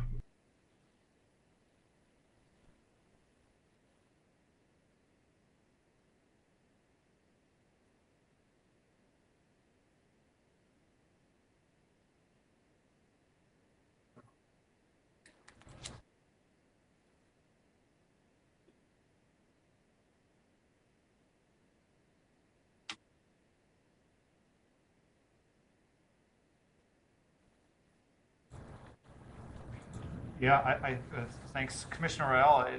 I think that's the question of the day: is what distribution procedures does the Commission see as a potential range in the future?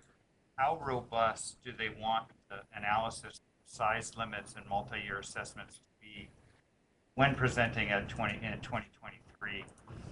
And as I said before, this doesn't necessarily mean these options will be even analyzed in the future, but it's really a question of robust analysis now. Do you want a wide range of distribution procedures in there now just to make sure we have an understanding of the management procedures of interest now? Or do we want to narrow those down or expand it into different options? And that's where we need the feedback of the commission to help us make that decision.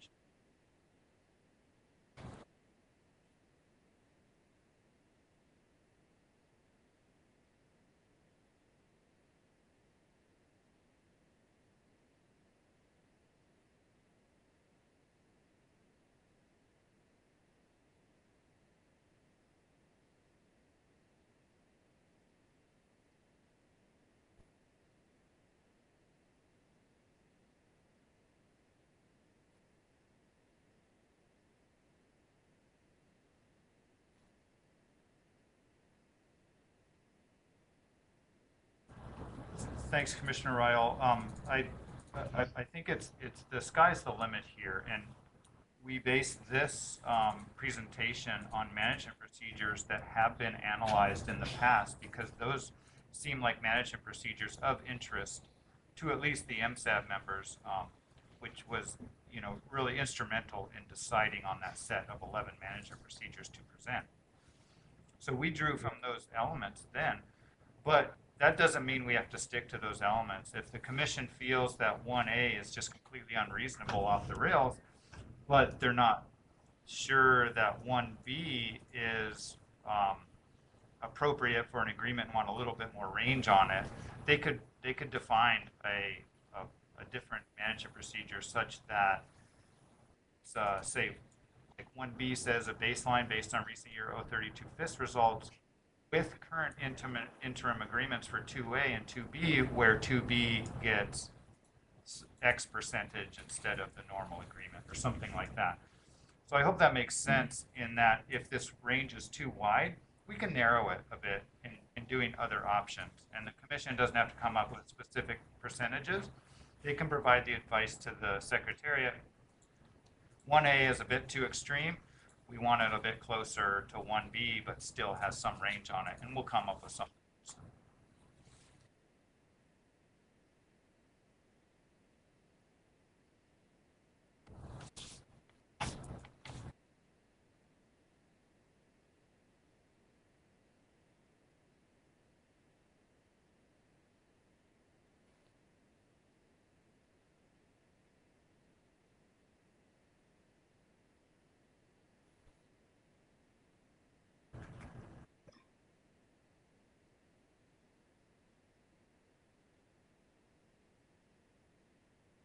Share for Canada, for example. And I think, as Paul has noted, perhaps there's some concern about using just the survey from Canada's perspective. I think if we are trying to come up with potential distributional models for consideration that have, decent probability of being selected, that might become a difficult task for us to be able to resolve here today. The other option would be to provide some broad discretion to you and others at the Secretariat staff to consider a range of options that you feel are sort of helpful or illustrative, without necessarily the commissioners committing to a specific management procedure or otherwise indicating a probability that a specific procedure is likely to occur in the future. So, sort of a comment, but I also just wanted to highlight that we may find it difficult to mutually agree on the specific distribution models, kind of given the ongoing conversations that we're having at another level.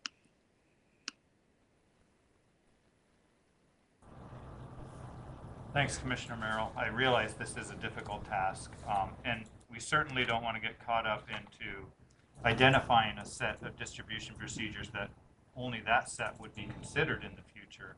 We're really trying to identify the uncertainty here and a reasonable range of that uncertainty. If the commission does wish to leave that with the Secretariat, noting the comments about 1A and 1I already heard thus far, we can certainly narrow it and center it around 1B, or offset it a little bit from 1B if the commission thus wishes. So some advice on, I'm hearing advice already that this might be too wide of a range for consideration in these simulations, and that's very useful advice. I think some guidance from the commission on what a potential range of that might be would be useful, but we're happy to go away and do the work necessary to make sure we provide robust analysis back to the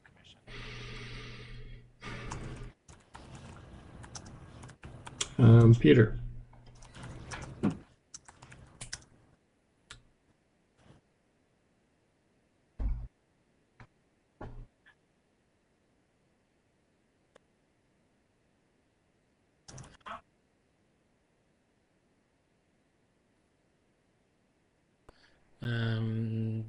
What has occurred is some parameters for what a future distribution may look like.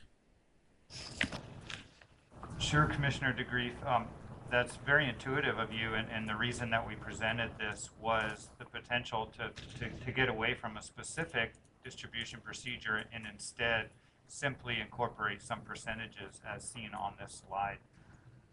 We could just take a fixed percentage for each regulatory area and simulate that into the future, or we could introduce different percentages and simulate, different percentages for each year.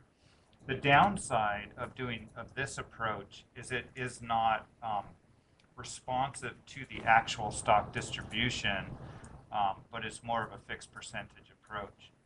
But introducing some sort of variability in these percentages might also define a range, a reasonable range for evaluation of these management procedures.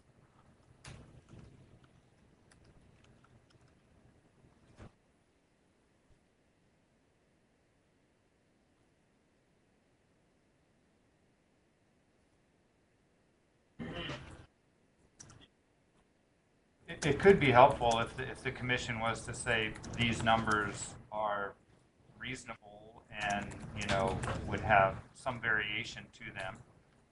We can develop distribution procedures that represent that type of those types of percentages, but that would again require the Secretary to go away, interpret what the commission was saying about potential percentages, and then introducing that into the simulation.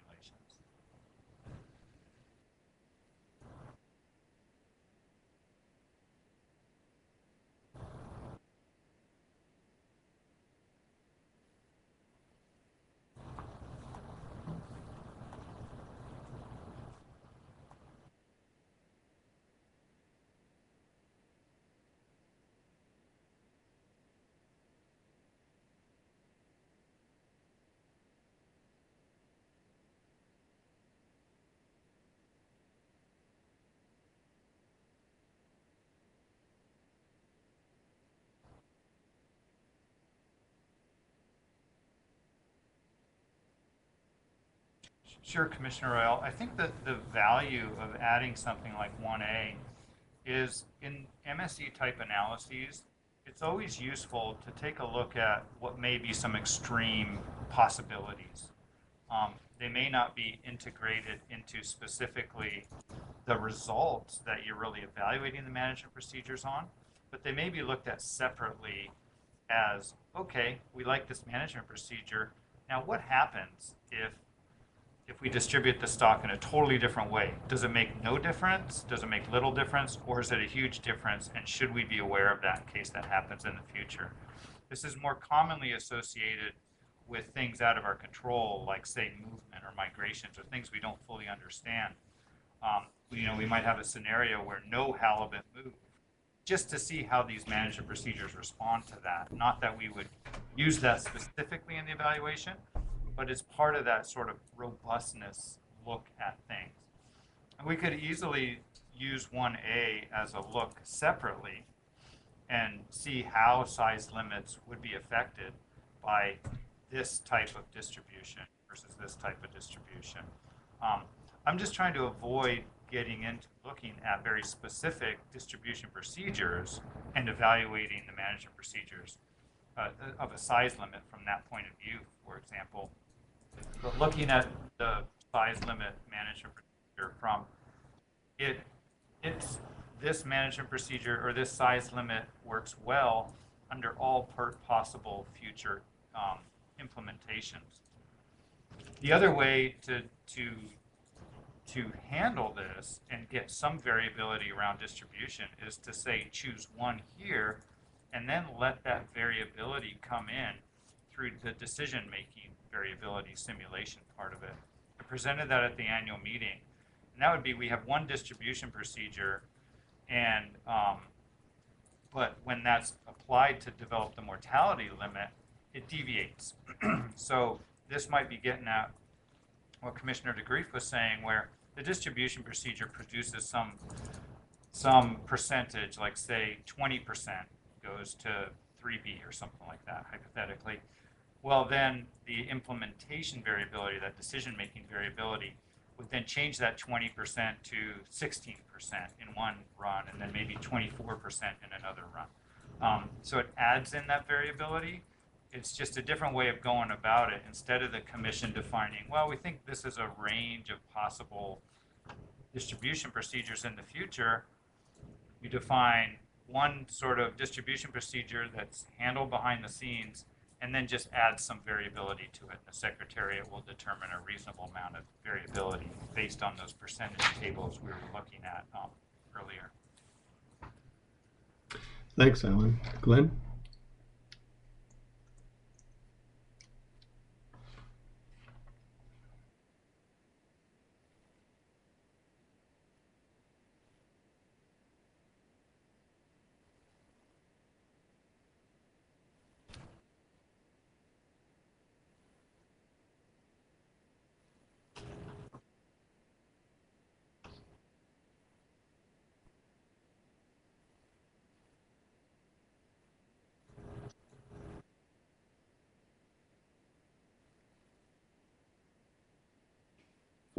For B. And since this is establishing a baseline for the evaluation of the performance of a size limit,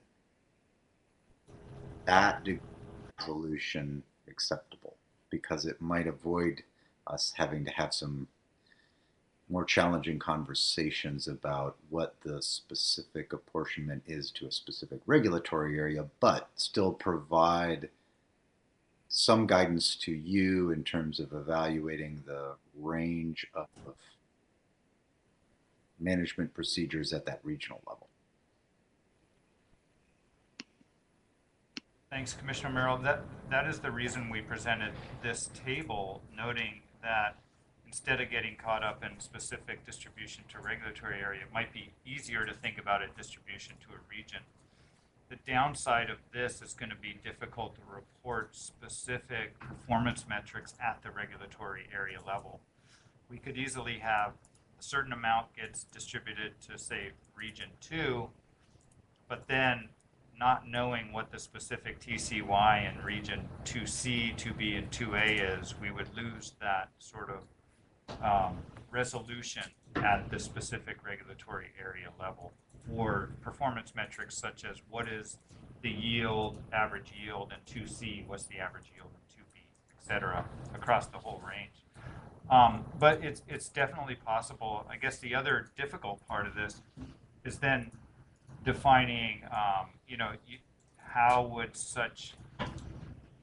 it capture such potential future agreements that might be put in place for region 2B or 2A, as we've seen in the past, or even other regulatory areas that might come up in the future, and when you're distributing to a region. So we were not certain how to do that, and we didn't put in any options for agreements in 2A or 2B with the regional approach. But with fixed percentages in the region, and then adding some variability around those fixed percentages, you could imply some sort of agreement for certain regulatory areas. But again, a fixed percentage is not really responsive to the actual stock distribution if that's how the commission would continue in the future.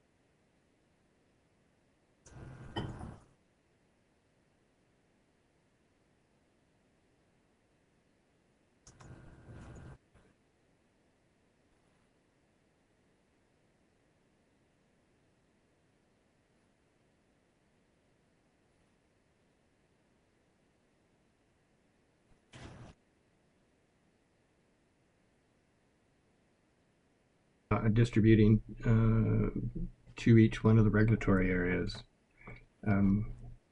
So I think from our point of view, we would like to see at least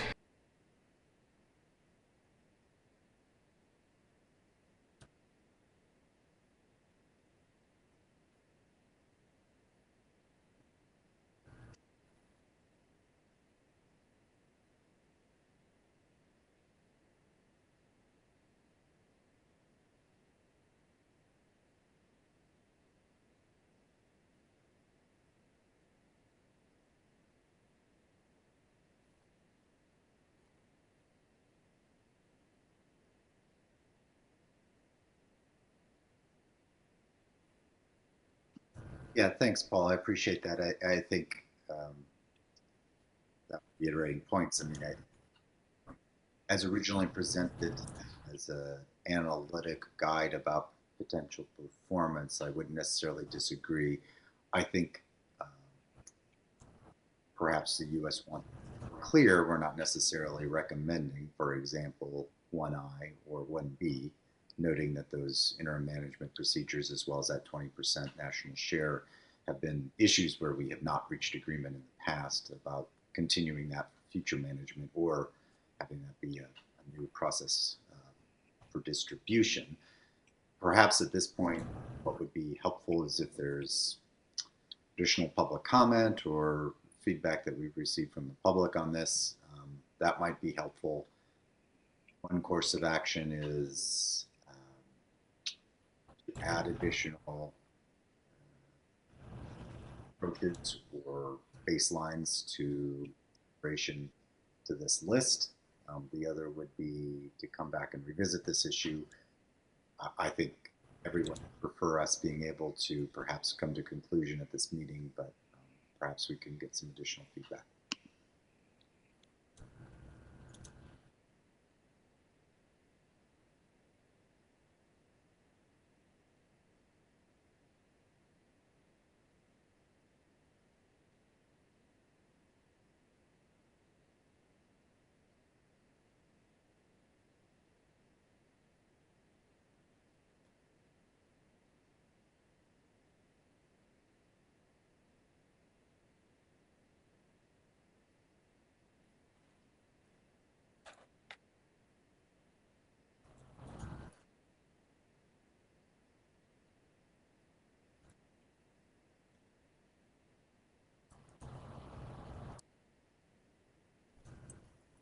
Hi, Paul. Actually, I think you said most of what I was going to suggest. I think it's actually probably painfully obvious to anybody who's been engaged in this process over the last number of years that we are not in agreement around the basis for distribution, that there are scenarios that neither party is supportive of at this point. So I wonder, to sort of bridge Glenn, the concerns that you're raising, which I would say Canada shares. Um, if the way to bridge it is to, in the way that the outcomes of this meeting are contextualized, and in any follow up communication, is to make clear that these don't represent, we need to find the language for this, but these don't represent scenarios that either party is necessarily, or both, are endorsing so much as a range of scenarios that we think, and I don't remember Dr. Hicks' sort of phrase for this, but I thought it was apropos, like that capture a range, which will allow for us to talk about sort of what lies within these bounds, if you like, and that should support an informed discussion about where the parties see the scope for agreement around distribution, so that the public on both sides and our stakeholders are really clear about what these mean and what they do not mean, because I actually think we have a shared interest in being clear about that. But I would like to also sort of find a way to give Alan the most time to try and get things moving with it.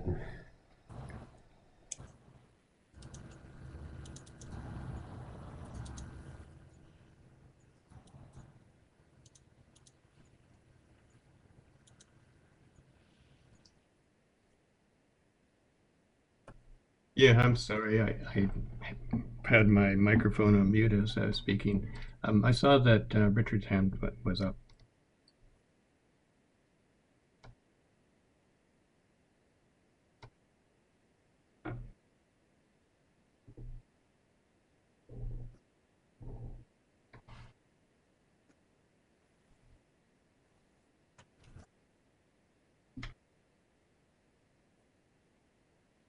I've provided some bookends, extremes on each side that, and with the caveat that this will be, again, made clear, like Neil said, that this is not a position that the commissioners are taking on any of these MPs, but it's just a way of going forward with a broad enough selection of MPs that would capture, both extremes and give us some information on size limits. That's ultimately what we want.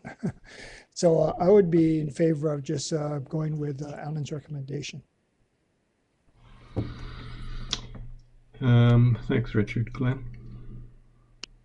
Yeah, I certainly appreciate the recognition, and I think Neil and I were in the MSAT process, and we spent a lot of years getting to where we've gotten. To phrase this as for analytical purposes only, and not in any way an endorsement of future distributional procedures that may be pursued. I think there are probably a couple of other management procedures that could also be added that probably are also somewhat responsive to things that we've heard in the past. I do know, at least I've been pinged by one member of the public, that there is some public comment as well on this, which but perhaps that might be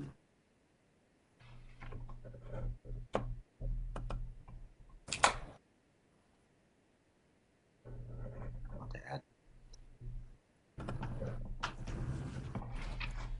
Yeah, we could certainly do that, Glenn. I mean, I don't know if we normally do that in their special sessions, but we could certainly do that, I suppose. But I guess, I mean, as Neil was identifying, these are kind of how the distribution procedures could go. It's certainly not an endorsement of one or over the other at this point. We certainly have provided our view, what we think about apportionment, but we recognize that there's not agreement on that. And so maybe if you had others, Glenn, you thought that would be.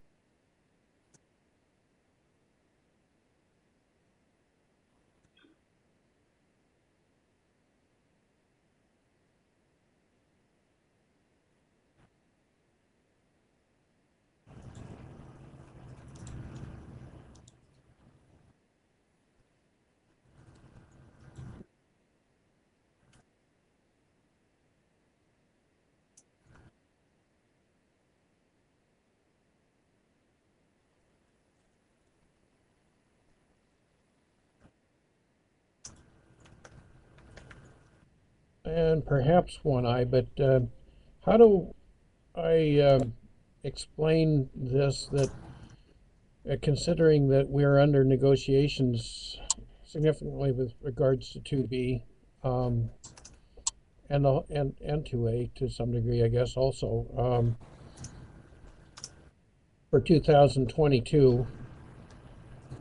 1B is a bit of a moving target because of that negotiation. And how does whatever we come up with at the end of the year, hopefully we come to an agreement on something, how does that adjust 1I? How do our discussions fit in with both of these alternatives?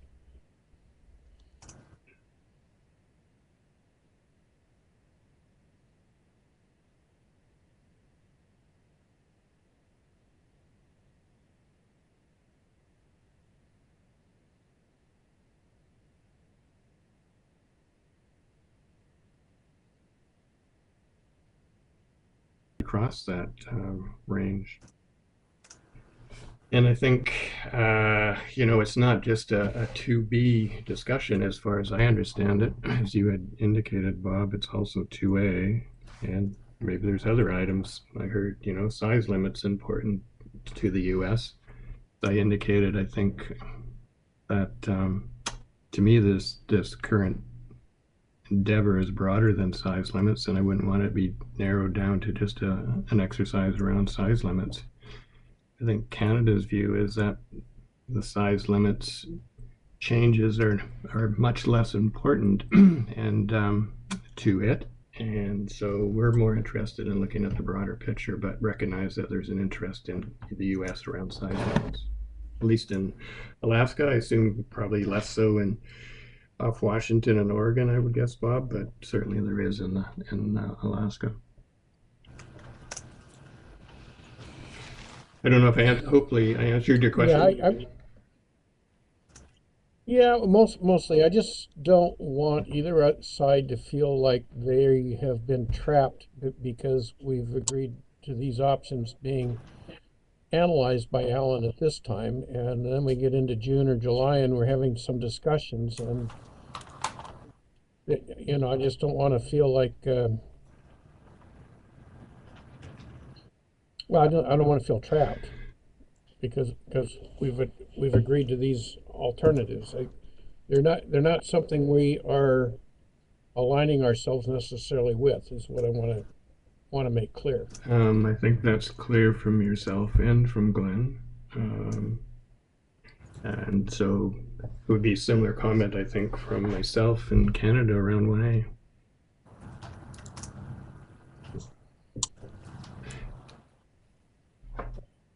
Thank you, Paul. Those are my concerns. Thanks, Bob. Glenn?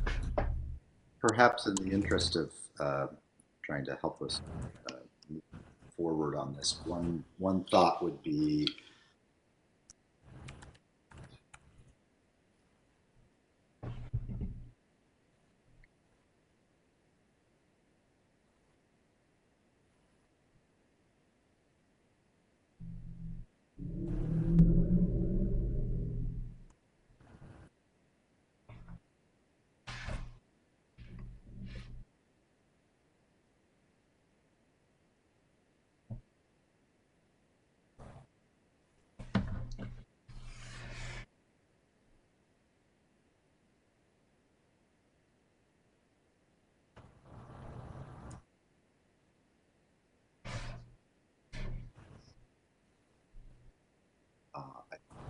it sounds like we're all in agreement that what needs to be very carefully worded in our description of what we're providing are ranges of considerations for the Secretariat staff, but are not intended to be indicative of commission distribution, understanding those are ongoing. The one other perhaps outstanding thing that we may want to clarify at this time, Paul, is that's about this is more than just an issue related to size limits or to your assessment. But I think it's important for us to clarify that at this point, at this time, we're suggesting an examination of these, what would be 5 procedures, baselines, and that they would be designed for consideration specifically for both size limit issue as well as multi-year assessments. And perhaps some indication or some note that if we are thinking of expanding the scope of this evaluation, that we as a commission would revisit the appropriateness of these baselines or something along those lines. That might get us to something that we perhaps could all agree on. I guess that would be my suggestion based on some of the conversation we had. Yeah, thanks, Glenn. Just to clarify, were you suggesting to add from slide 4 H and G, hotel and golf, golf and hotel? Correct.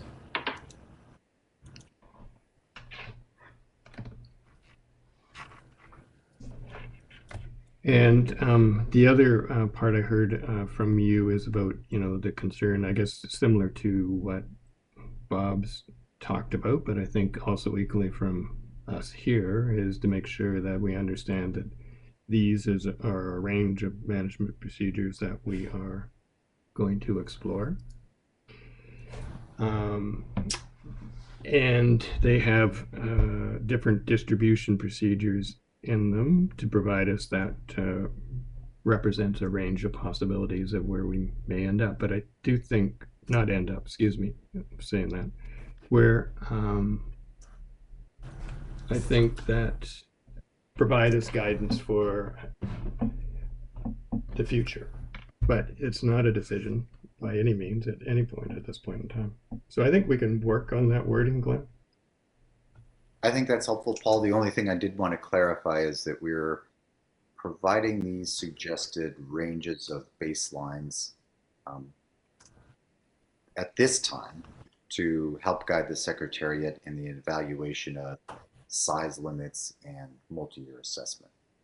If we want to revisit and expand the scope of what we'll be looking at through the MSE process, then I think it would be helpful to indicate that we would intend to revisit whether these baselines continue to be appropriate or some language along those lines. I just don't want to give the indication that these are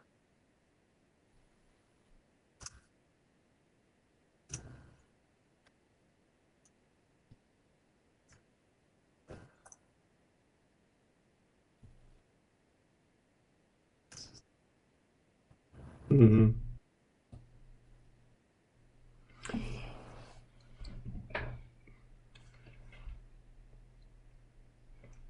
Yeah, I think that does make sense for now, Glenn. I'll see if there's any disagreement on what we've just spoken about amongst commissioners.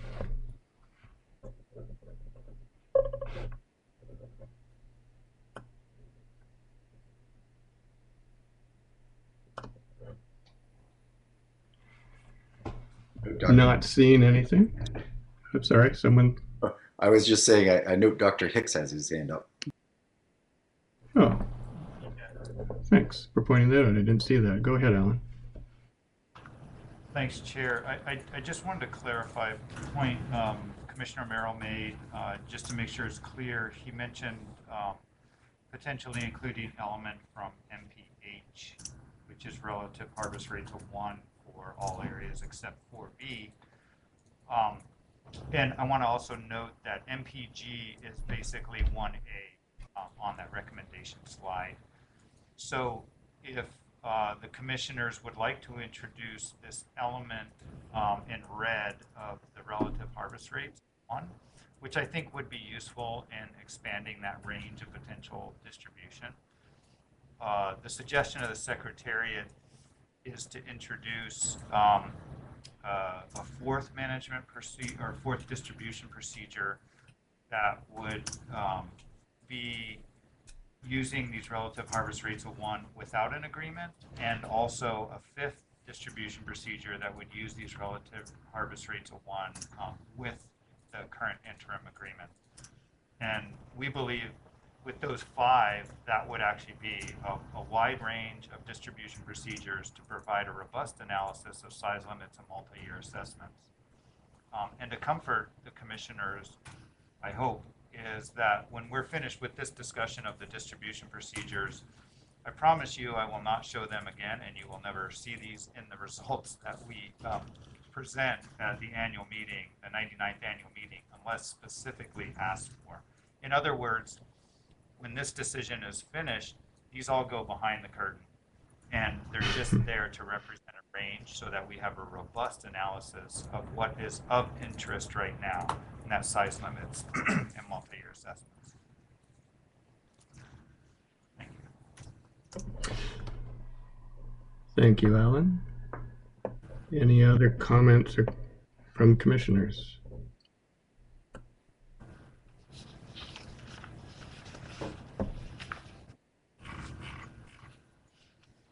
Glenn.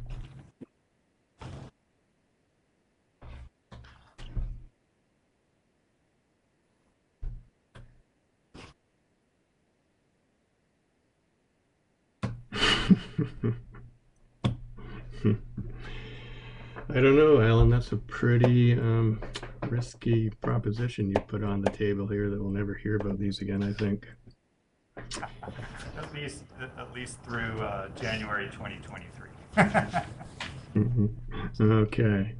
We'll hold you to the end of January 2023. Okay.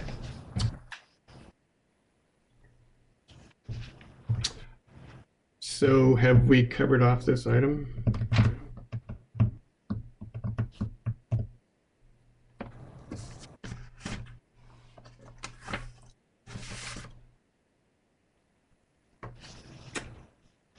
All right. So with that, then I would move on to the next agenda item, which is fishery regulation for Area 2B, daily bag limit. And so there's a presentation for, I believe Maureen is going to be leading that with some assistance from Greg as well. And I think at the end of that, Martin Page is on the line just to provide some additional comments on the importance of this particular proposal to the recreational fishery within Area 2B within Canada. So I'll turn it over to you, Maureen.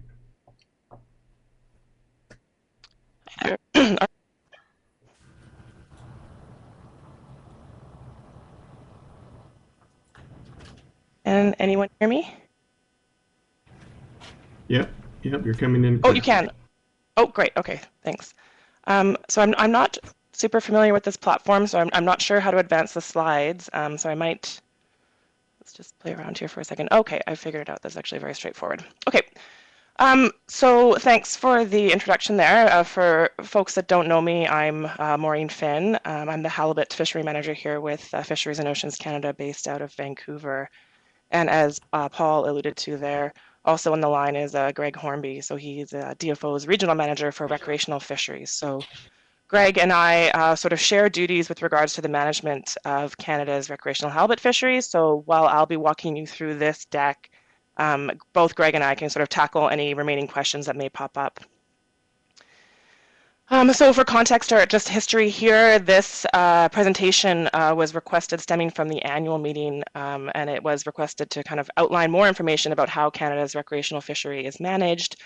And this was to support the regulatory amendment proposal, or proposal B4, that was discussed at the annual meeting, that being to, I guess, allow a change in the IPHC regulations to change Canada's daily bag limit up to a maximum or potential maximum of 3 per day. So recognizing we're sort of running short on time here, this would normally take me about 20 minutes, but I'm going to try to fly through it just so that we can maybe wrap up sometime around 4. So just a bit of an overview of what we'll talk about. So I'll give a brief overview of the fishery, and then we'll move into some details about our catch monitoring program and the various sources of data inputs that we use to create our recreational catch estimates. I'll briefly touch on Canada's kind of regulatory framework, and then we'll kind of wrap it up with the management process and the kind of the timeline and how this all comes together on an annual cycle. I'll explain our catch overage provision, and then we'll kind of wrap it all back up looking at that 3 per day request and why Canada feels it's kind of a viable tool to add to our management toolbox. Hopefully that covers the content that people were looking for today, but of course I'll always address questions if it doesn't. So first off, out the gate, just sort of an executive summary of what we're going to cover. So obviously we're seeking to amend Section 28 of the regulations to allow that 3 per day or maximum of 3 per day bag limit. And the reason we're asking that is really because we feel the IPHC or the default IPHC daily bag limit of 2 fish per day kind of constrains our flexibility to make critical in-season management changes to be able to actually catch or exploit our total allowable catch. There are several features that we'll kind of go through in this presentation that really give us the confidence that this sort of flexibility is a viable option or viable tool for us. That being that we do have a defined allocation for the recreational fishery or defined TAC. We have defined daily possession, annual, and size limits, so all 4 of those being in place either through regulation or conditions of license. We do have comprehensive and timely in-season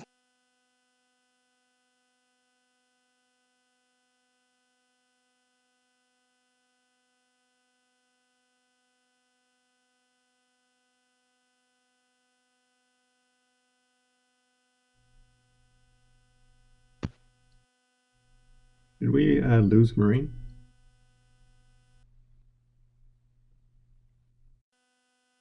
Oh, I'm not sure what happened there. My microphone just cut out, but I've reconnected it here. Can folks hear me again? Yeah, we can hear you now. Oh, weird. Okay. Yeah, somehow auto-muted on my side there.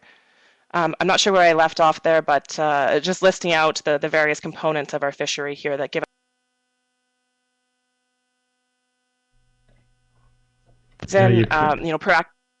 You're cutting out, Maureen. Hello? Oh, this is so frustrating. What's going on here? Let me, I'll keep trying. Let me know if I cut out again. I'm not sure how to fix this one. But yeah, please let me know if I cut out again. So we do have the ability to generate. Yeah, you've cut out again. Oh no.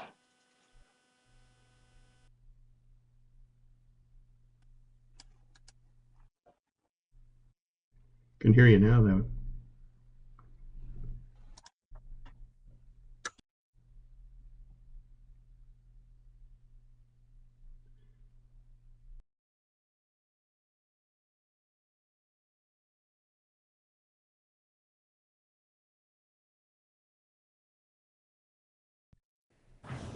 Yeah, she's still there, but her microphone's now disappeared. Here she is, I think. Maureen, can you hear us again? Yep, I'm back. Apologies, I'm not sure what's going on, but everything just kind of closed on my end and then reopened. So frustrating, but I'll try to just continue on. I'm not sure how to fix this one. My internet connection looks pretty secure, so I'm not sure if it's on my end. Okay. Okay, hopefully we can get through this here. Okay, so stumbling out the gate here, but finishing off that we do have a catch overage provision in place as well, and I think we're the only IPHC regulatory area to have that. So I'm just going to skip forward. So overview of the fishery here. Access to this fishery is provided or access through BC Tidal Water Sports Fishing Licenses. Those are TWSFLs, and DFO issues approximately 275,000 of these a year. The rec fishery does occur throughout all of BC tidal waters, but there is minimal catch in the Strait of Georgia. And it is managed as one coastwide fishery. And it is roughly divided, though, into kind of 4 subregions, primarily for catch monitoring reasons, into the Hawaii North Coast, the Central Coast, and the South Coast. And unlike, I believe, some of the fisheries or the recreational fisheries up in Alaska, we do not differentiate between guided and unguided components of our fishery. So our management conditions and our total allowable catch applies to both of those sort of subsectors. And we do have a domestic to the sharing arrangement for allocations where 15% of the annual Canadian FCEY goes to the recreational sector and 85% to the commercial sector. There is a kind of a variety of federal regulations that manage the fishery. They define daily and possession limits and kind of typical season opening and closing dates, also closed areas, and these that are defined in federal regulations can be varied or legally varied by DFO in season through a tool that we use called a variation order. whereas other management conditions are set annually via conditions of license. So those are like the size limits, annual limits, and some of the catch recording and reporting requirements. So once those are sort of printed on license, they can't really be varied in season, although they are annually reviewed. So these sort of things that can't really be changed in season are picked quite conservatively in order to realize the kind of primary fishery objective for the recreational fishery, which is to have a full calendar season. So that being from the beginning of February all the way through to the end of December. So just keep that in mind as we proceed through here. And for those that are familiar with the IPHC process, you've probably met some of the representatives from the Sports Fish Advisory Board. But this is the primary advisory board to DFO on recreational issues and has been since the 1960s. So they're really responsible for providing formal advice and recommendations to DFO on a variety of issues. Those include minimum maximum size limits, individual annual limits, daily and possession limits, and also season length. So just a bit about moving into our catch monitoring program, which is where I think the bulk of people are interested here.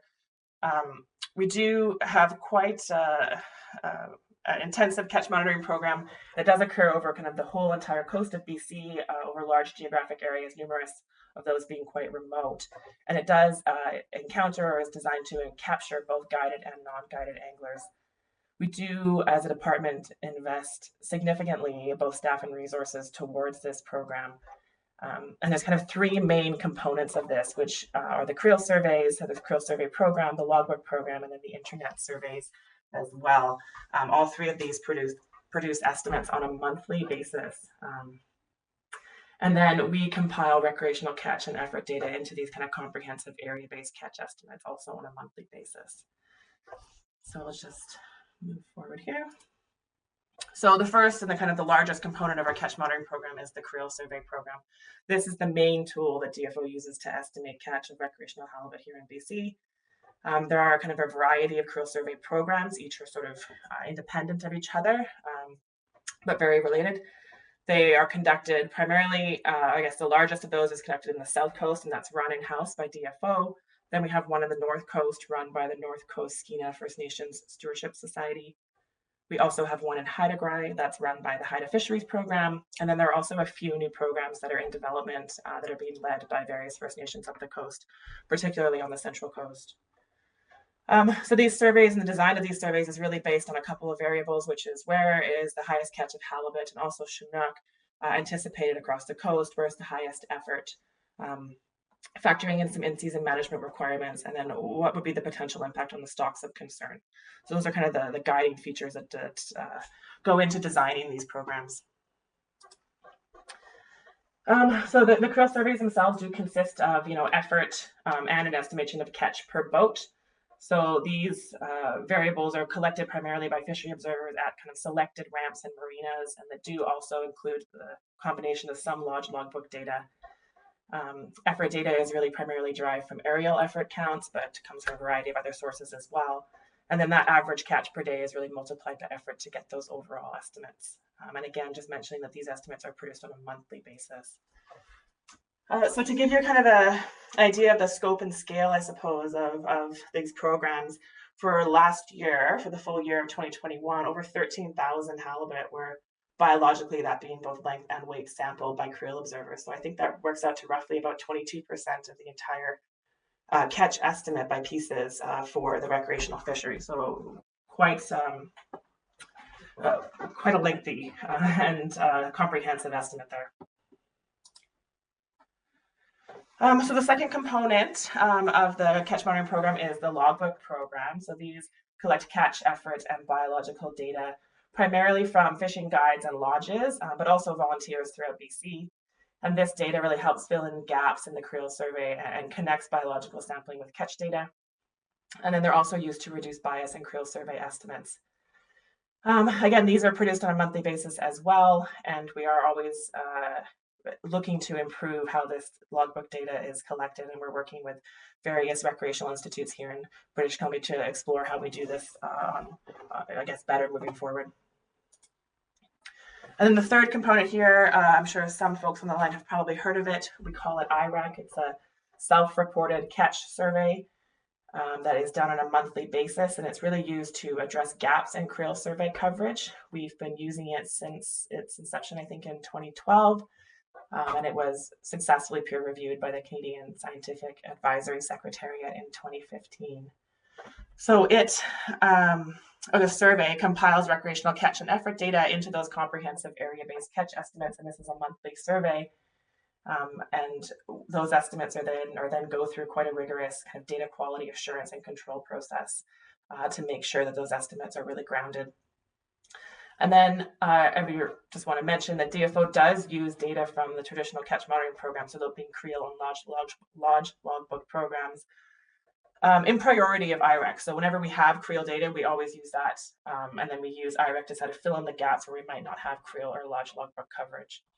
And to just give you an idea of how that kind of works out in practice, last year, 86% of our catch estimate was derived from traditional catch monitoring sources and only 14% from IREC survey estimates. So those really being in the shoulder months when creel coverage might not be as comprehensive.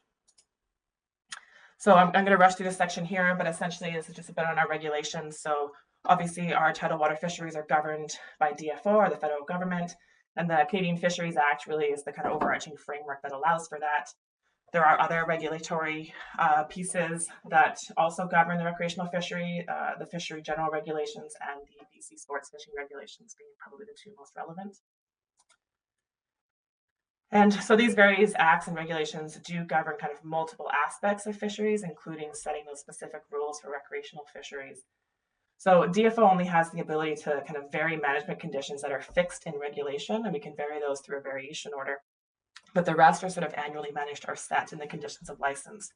So what that means for Pacific halibut here is that DFO is able to vary, or and does vary in season, both daily limits and then open and close times. But what we cannot vary in season or in response to, say, catch estimates, and what need to be set annually and printed on those conditions of license are things like size limits, possession limits, and gear restrictions. So it kind of shows you how important control of daily limits and open close times are for the annual management here in Canada. Skip forward here. So I did mention, of course, that access to this fishery is through the TWSFLs. And there are separate license categories for resident and non-resident harvesters. So they have distinct conditions of license attached to the residency status. Our annual licensing period or cycle runs from April 1st until March 31st. So currently we are under last year's management conditions, and as of April 1st, we'll tip over into the new management conditions that we've sort of just gone through the process of negotiating.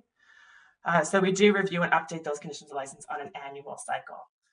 But again, once we print those, we're not able to vary them. So folks are probably wondering, what are our current conditions in Canada? What can people catch currently? And I thought I would just kind of briefly touch on that for folks. Some people have heard the term or the use of a hybrid model, and that really just describes that we essentially have options in our conditions. So you're able to pick one thing or the other. And we do that by defining the daily limit and varying that in season. So our management conditions are written so that if the daily limit changes, those options change as well. So if the daily limit is 1, you can catch essentially 1 large fish, a maximum of 133 centimeters, or 1 small fish with that maximum of 90. And as that daily limit increases, you are still restricted to only being able to catch either 1 big fish or 2 small fish, and then 3 if we are allowed to maintain that 3 per day daily bag limit here in Canada. So those are essentially what the current restrictions are. And I would mention that we've just gone through the Sports Fish Advisory Board sort of process, and it's looking like we're going to have a very similar, if not identical, approach for next year. So these are the current conditions, but they will also be the conditions that are in place when we open up or roll over into that new annual process or season on April 1st. So this graphic here just kind of describes the annual management cycle, and it was created really just to help people kind of understand the breadth of what we're talking about here, and to provide as a kind of a reference tool that people can refer back to. And there's kind of 3 main, I guess, phases here, where we start with the pre-season planning process, which we've just kind of gone through, which evaluates kind of potential management options for the upcoming season. And then we go through kind of the IPHC annual meeting process, and we move into in-season management, where we meet with the Sports Fish Advisory Board monthly to evaluate those monthly in-season catch estimates and kind of decide on appropriate management actions to take moving forward. And then that all culminates kind of towards Christmas with a post-season evaluation, where we review the performance of the past year, we look at some lessons learned, what worked, what didn't, and then we do produce a final catch estimate right about now, or the next few weeks, that we'll report out to IPHC. So just a little bit more detail about this preseason planning process. So DFO does model forecasted catch against the anticipated total allowable catch under a range of kind of plausible or potential management conditions. So we essentially look at what would the forecasted catch be if we were to say set management conditions that limited the daily catch to 1 fish per day with a maximum size of 133 centimeters. And we do that for a whole range of potential options. And we look at what would the forecasted catch be for those. Then we go through the annual meeting process and we determine what the Canadian total allowable catch will be for the recreational fishery. And then DFO goes through a pretty lengthy process with the Sports Fish Advisory Board to evaluate those forecasted options and kind of decide on what the adopted conditions are going to be for the upcoming season. And those are the conditions that go into place on April 1st of each year. And then in-season management. So again, we do compile these estimates monthly. We do track catch both in pieces and pounds against the recreational TAC. We do have those monthly meetings where we review these catch estimates and kind of decide on appropriate management actions. So depending on where the catch is, what the forecast look like, so perhaps management priorities or goals, we can kind of take a variety of options. We can maintain status quo. We can vary the in-season daily limit in an effort to maybe restrict or expand catch, or we can close the fishery if it looks like it's going to be exceeding its recreational TAC. And then we do have quite a comprehensive sort of notification system in place that notifies fishers of any of those in-season changes that do include publication through the Sport Fishing Guide, fishery notices, and also public notices. And of course, that all wraps up in the post-season review process, where we look at the past season, our performance, what did we learn? We go through the annual meeting process and we generate our final catch estimate. So I did just want to pop on the screen here again, really just for a reference for folks, what that kind of looks like, or what the recreational catch tables look like here in Canada. So you can see that for every PFMA, which stands for Pacific Fishery Management Area, so essentially just a subset area of the BC coast, you can see that we have a catch estimate for each area and for each month moving through the year. Anywhere this table is in green or pale green is where we used IREC data to kind of estimate catch. Anywhere that it's in pale yellow is where we actually use data stemming from our traditional creel or lodge logbook programs to estimate catch. So you can see really quite a breadth of coverage in the summer months when kind of the fisheries and its core key months. And then in the shoulder seasons, you see us kind of relying more heavily on the IREC data. But again, reminding that 86% of the catch is coming from that creel program and only about 14% coming from IREC. So I'm kind of nearing the end here, but I will just mention our catch overage provision, and I think it's an important consideration here. And I'm just mentioning that, if despite our in-season management actions, say we were to lower the daily limit, our annual recreational catch is projected to exceed our annual recreational TAC, then the fishery will be shut early by a variation order. So we do manage that. We do manage those forecasts throughout the season. But then, should the annual recreational catch still exceed the recreational TAC, any catch exceeding the TAC will be deducted from the following year's TAC, and that would be done pre-season before we set those management conditions and set the TAC for the year.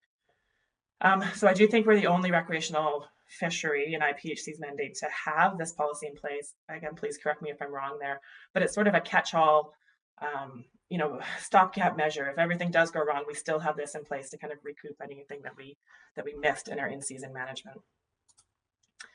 And so I thought I would just, essentially put Proposal B4 on the screen so everybody's aware of the language. And this is from Section 28 of the IPHC regulations. This is the section that refers to Canada's recreational fishery. And essentially what we're looking to change is that one sub-bullet C down there that essentially allows us to maintain what is currently in place, allows us the flexibility to have that 3 per day daily bag limit, but we're asking that be sort of maintained as the new potential maximum here moving forward. That's the only language change that we're suggesting. And then I just wanted to also just briefly mention how this kind of 3 per day flexibility would be implemented or how it's intended to be implemented or applied. Because I've heard a variety of concerns from folks, and I think this might help to alleviate some of those. But it's really intended as a late season management tool that really provides us additional management flexibility for Canada to harvest its allocated tax. So a typical application of this and how it actually went past season is we would open our fishery sometime in February or early February with either that kind of 1 per day or 2 per day daily limit and those sort of conservatively defined size limits that we can't vary. And then by late summer, we would look at the catch to date combined with year-end forecasts. And if it indicates that there's a high probability that the fishery is unlikely to either meet its TAC or even come close to it, which has sort of happened in the past 2 years, under the current management conditions, we would meet with the Sports Fish Advisory Board and DFO would issue a variation order to allow that 3 per day. And that's to order to kind of maximize domestic recreational opportunities under the current TAC. So that's how it went this past year, wherein I think it was mid-September that we implemented that 3 per day.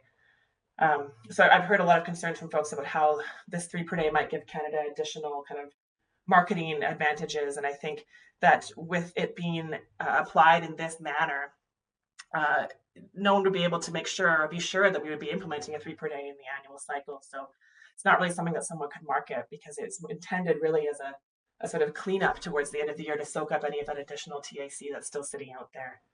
And then, of course, we would still continue to track catch against annual recreational TAC as we proceeded through those next few months.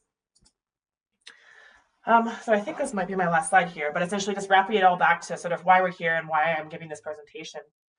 And why we think that this is really a viable option for Canada here is that it really does provide that other tool in our management toolbox, gives us greater flexibility to manage in season. And then just reminding folks of all those variables and all those factors that sort of provide for responsible management here, and that we do have a defined allocation or TAC for the rec fishery. We do have those defined daily possession, annual, and size limits. We do have kind of timely in-season catch monitoring, including independent validation of catch estimates. We have in-season management flexibility. We do generate monthly, so not yearly, monthly catch estimates. And we do have that kind of fail-safe catch overage provision in place should any of those previous mentions fail. So I think, let me just check, I think that's my last slide here. So I might leave this up on the screen and we can go back to any of the slides if folks are interested. But I hope that covered the content that people were looking for. But of course, myself and Greg Hornby are happy to take questions if it didn't, or if there are any additional questions.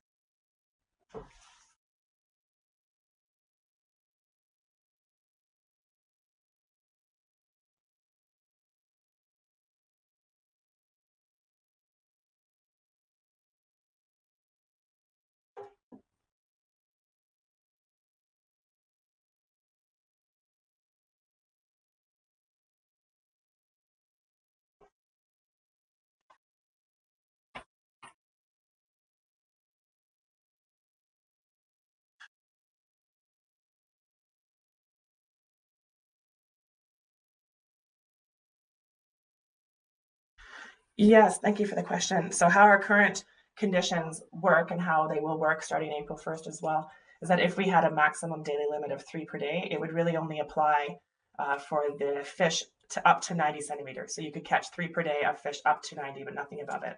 Or you could opt to not catch 3 fish per day and you could catch 1 large fish up to 133 centimeters. So you have a choice. So it's a multiplier of the 1 fish daily bag limit then? I'm not sure I quite understand the question there, but yes, let me just roll us back here to this slide. This might help answer. So even if the daily limit was 3 per day and we upped the daily limit to that in season, your only option to be able to catch essentially 1 large fish or 3 small fish. So if the daily limit's 3, you can catch 3 small fish. If it's 2, you can catch 2 small fish, maximum of 90 centimeters. Yeah. I missed that.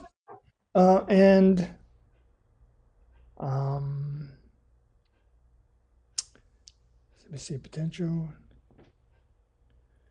So how did the 3 fish regulation, how effective was it to clean up last season, the potential underage? Was it successful? That's a very good question. It's hard to say concretely that it was necessarily successful, but we did, when we implemented it in mid-September, see an uptick in catch for September, October, and November from what we had predicted previously. Whether that was due to the change to 3 per day or to some other factor is hard to say, statistically, like concretely, but it does seem to correlate with when we did provide that additional flexibility, that we did see an increase in catch. So we're hoping that that was the cause, but hard to prove.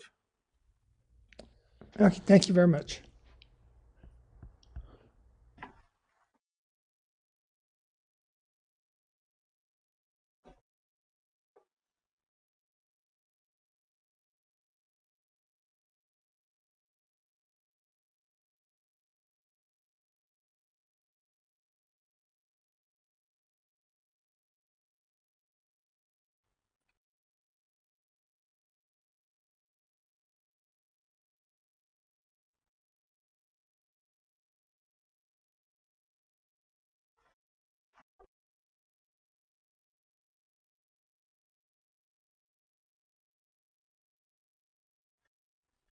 Ooh, that's a great question. I might have to defer to Greg Hornby on that one, who's more familiar with maybe the nuance of the reporting structure, but I believe we will be able to get that metric, particularly when we conduct an additional internet survey, which is called the IARC survey, which is done at the end of the license year. And you get more detailed catch information there. But I'm not sure if that data is collected in the what would probably be more likely to come from the IRAC survey in those shoulder months. But Greg, I'm not sure if you're able to maybe tackle that. Can you guys hear me okay? Yep. Okay. Yeah, Marina, I don't know if I can answer it further than what you've provided. I think the details would probably be in the data itself. We'd probably have to do a little bit more digging there, I think.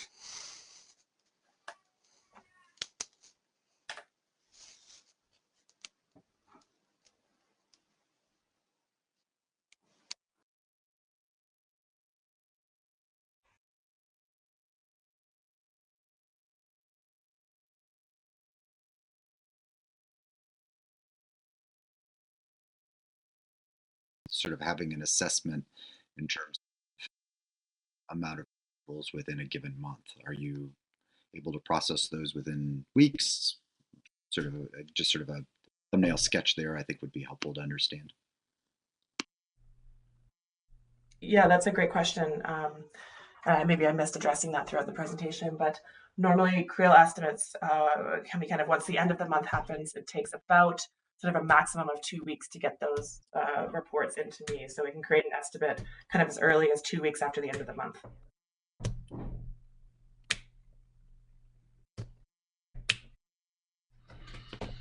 Thanks, Glenn. Bob.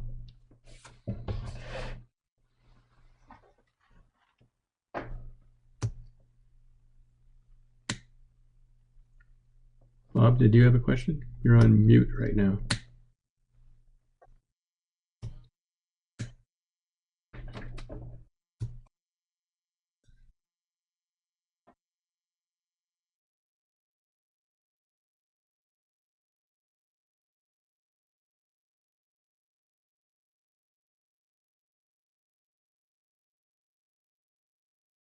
Just 6% of the, was that it? Yeah, that was it. So, September 1st was mentioned by the conference board, so that's why I'm looking at September, and that seemed to be about 6% of your cumulative activity at that time. So this 3 fish bag limit in the past has been focused on that portion, the last 6 to 7%, it looks like, of your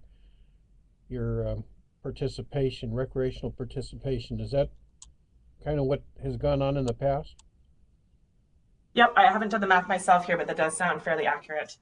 And that we did implement it for, we've only had it for 1 year, so only 1 year's worth of data, but we did implement it mid-September. So it would be that catch from September through to December that you would notice the impacts of it. Yeah. Okay. Thank you.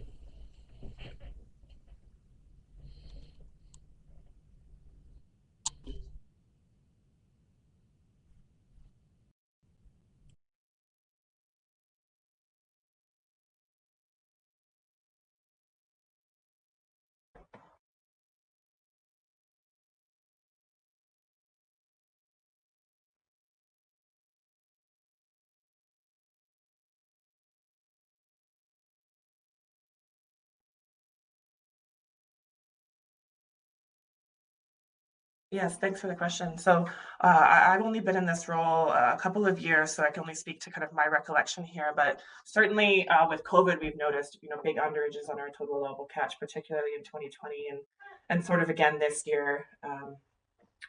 Assuming that is a COVID-related impact and not just kind of us being maybe too conservative in our management approach.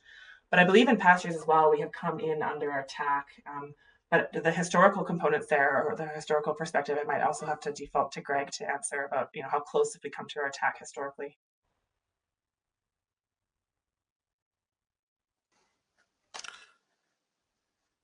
Yeah, I don't have all the data in front of me, but we generally kind of come in a little under the TAC. The SFAB, typically puts a pretty conservative fishing plan forward to us.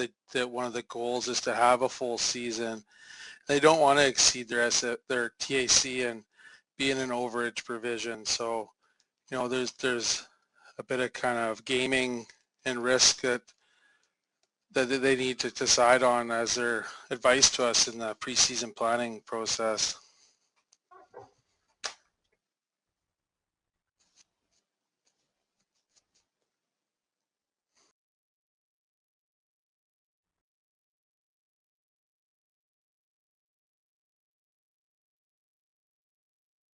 In response to Richard's question, but I actually think Greg caught most of what I was going to say.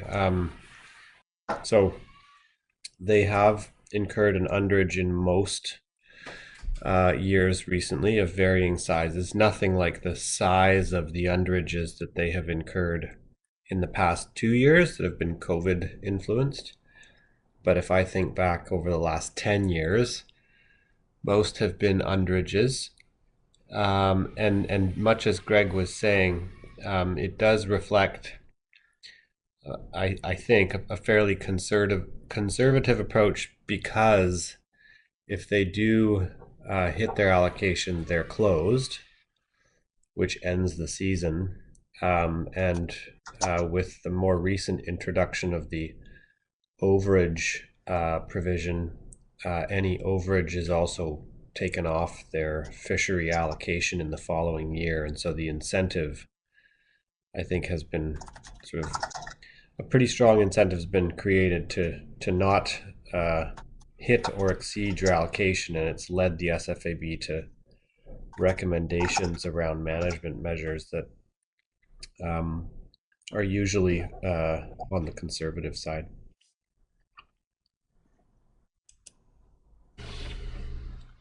Thank you, Neil.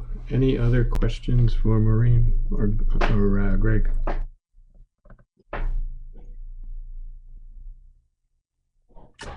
Okay, I'm not seeing any, but David, I'm wondering if we could provide a microphone for Martin Page. As I indicated at the start here, we were going to hear from Martin. Martin is the current chair of the Sport Fishing Advisory Board that Maureen spoke about.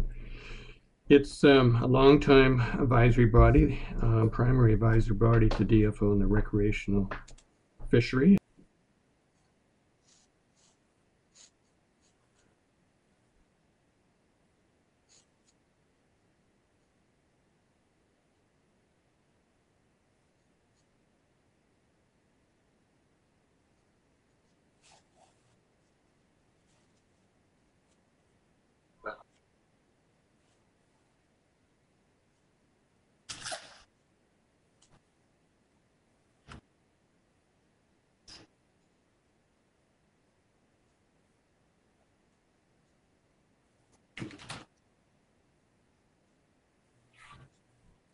Thanks, Paul. Can everybody hear me? Thank you very much. Thanks for taking the time to address this important proposal for recreational halibut fishery in BC, the commissioners. And thanks also to Maureen for a really comprehensive and detailed description of how the recreational fishery is managed in British Columbia. That was outstanding, Maureen. And as a longtime participant in the SFAB committee, as well as past chair, my hat's off to you for your level of knowledge and what a great presentation that was. The only comments I'd like to make to build on Maureen's presentation is the SFAB Halibut Committee does work in a truly collaborative manner with DFO through the Ground Fish Management Unit. And current data is what we ground our decisions on. And also that the SFAB Halibut Committee angler participants are guided by the following principles during our deliberations. Principle number 1, conservation of the stock and ensuring responsible fishing practices. Principle number 2, halibut are managed on a coast-wide basis, and from this context, that means coast-wide within British Columbia.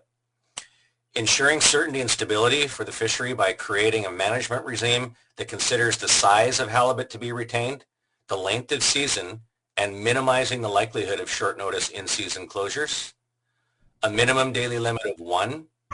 An annual limit of some kind is an acceptable way to limit catch. And finally, the consideration of release mortality associated with various management regimes. These guiding principles have been vetted through our entire process from the local community to the provincial level, and I emphasize that the number 1 guiding principle is based on conservation and responsible fishing practices. As an individual with over 25 years experience managing fishing lodges and charter operations in BC, and as a lifetime and current active individual participant in the halibut fishery based out of Victoria, BC, and a current participant in the halibut committee and chair of the SFAB, I can say with confidence that what is most important to us in seeking the opportunity to be able to vary our daily bag limit to 3 per day is to enable us to harvest as much of our allocation as possible in a sustainable and responsible manner without exceeding it.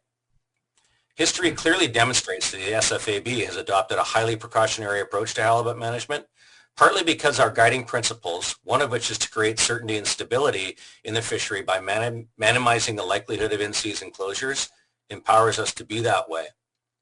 There's absolutely no connection I am aware of, nor has any discussion taken place within the SFAB about competitive advantages within the lodge and charter business who are represented in our process, nor has any desire been expressed to adopt a 3 per day limit until our monthly in-season data clearly demonstrates that this can happen without exceeding our annual TAC within the context of December 31st end date to the fishery. We won't know this is possible until August at the earliest, long after the booking season is over for charters and lodges in BC, who typically wind their season down by mid-September and the end of the traditional holiday season in our part of the world.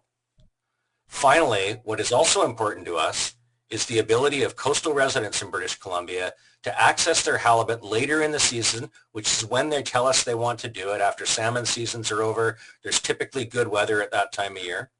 And at the same time, to save fuel costs and reduce their carbon footprint by being able to harvest their halibut in one day rather than through multiple trips. And I'd emphasize here that from that perspective, all halibut fishermen in British Columbia recreational halibut fishery are limited to a maximum of 10 halibut per year through an annual limit. In closing, I'd suggest that the way the recreational fishery in BC is managed represents the values expressed in our guiding principles and is a good example of achieving sustainability and stability through the application of the precautionary principle in deeds and actions. Therefore, we respectfully request that this commission acknowledge that and allow us to continue to both manage our fishery responsibly and optimize the use of our TAC while doing so through the potential application of a 3 per day bag limit. So thanks again for your consideration of this request. My comments were short because Maureen's presentation was so accurate and so complete, and I'd be happy to answer any questions you might have. Thanks, Martin. I'll just see if there's any questions for you.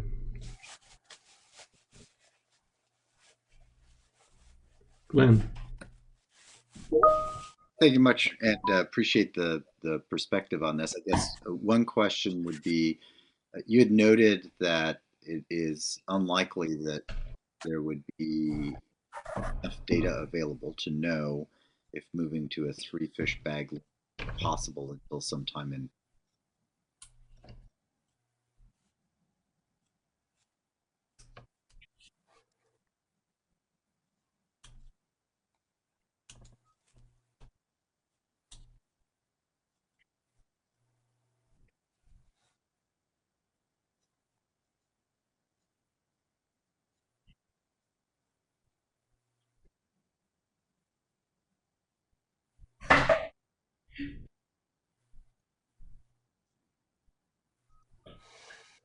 Thanks for the question, Commissioner. I haven't given this a lot of thought. The reason that I had suggested that we won't be able to make that decision until sort of the middle to the end of August for early September implementation is simply because of the way that our in-season data process works. So July in British Columbia is typically the highest catch and highest effort month in the province. So by the end of July, we have a very good sense of where we're trending relative to the end of the season, and we can model that.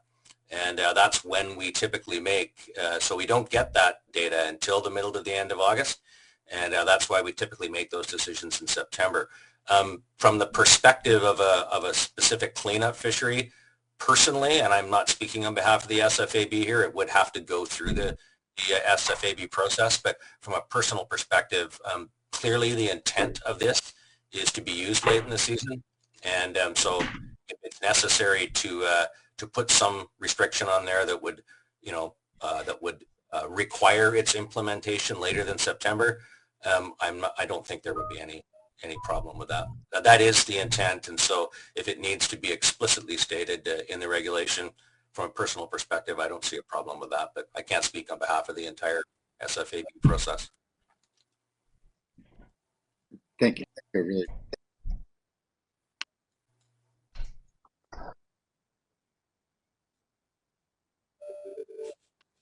Oh, no, I was just saying thank you for the response, but please go ahead.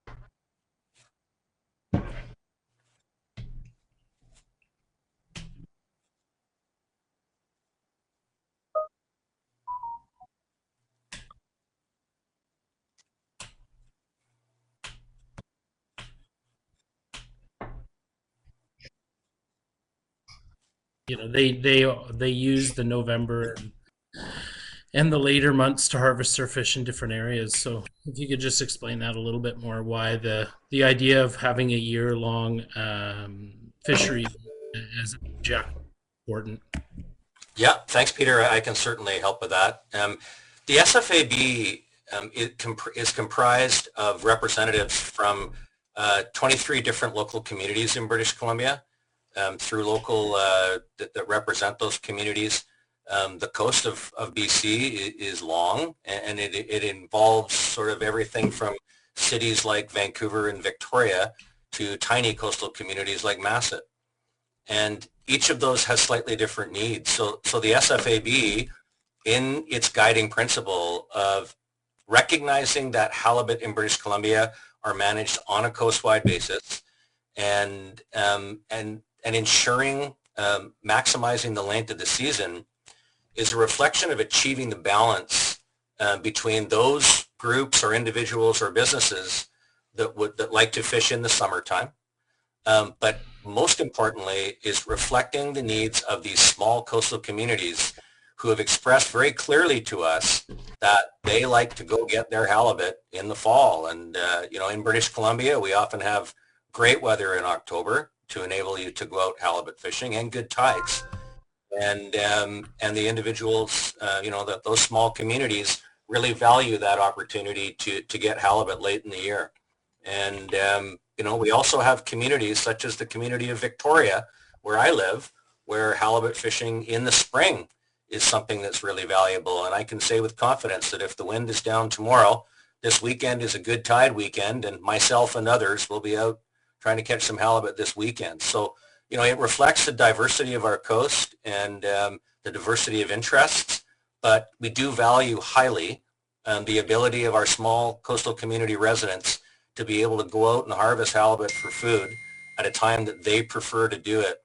The other thing that's really important to remember in the 3 per day bag limit is in many areas, going halibut fishing involves a run of 5 miles or 25 miles, depending upon where you live. And so with fuel prices the way they are, the opportunity to go out and harvest 3 halibut per day versus 1 or even 2 under 90 centimeters enables those coastal residents to go out and get the halibut they need without burning through tons and tons of fuel, creating a larger carbon footprint within the context of the fact that any individual in BC is limited to 10 halibut per year. So that's all of the sort of factors. I hope that helped provide the information, Peter. Thank you. Thanks, Martin. Okay, Glenn.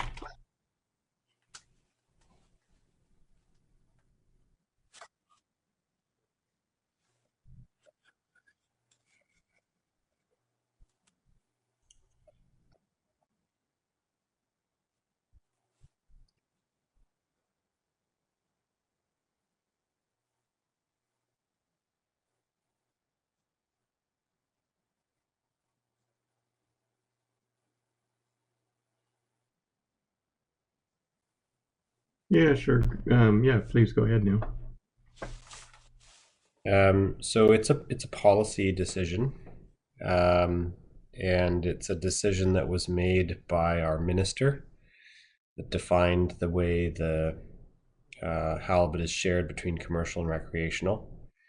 It hasn't changed much. So this arrangement, the 85-15 split, has been in place since 2012. Is that right? Could be 2011. It's going back a bit. I'm sure Martin would know, but in any case, the then minister made a decision, 2012. Yes, it's 2012, to adjust what had been the previous sharing formula of 88-12 to increase the recreational allocation from 12% to 15% of that commercial rec share. And that 88-12 sharing formula had been in place for numerous years prior to that. So it's been fairly stable for some length of time, and we essentially implement that decision year over year. On the commercial side, it's made regulatory, if you like, in that the commercial allocation is in turn translated to individual quotas associated with each license in the commercial halibut fishery. And then they are held accountable in a regulatory sense to that individual allocation. On the recreational side, it's defined in our integrated fisheries management plan as the recreational allocation, and then the department manages the allocation collectively for the fishery to that allocation collectively. And as Maureen and I were describing earlier, if they are forecast to hit their allocation, the department has a number of times in the last, say, 10 years closed the fishery early. Thank you, Neil. To address your question, Glenn?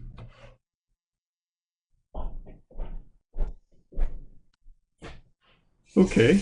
I don't see any more questions, so I guess the issue in front of us is there agreement to move ahead with what's being proposed here?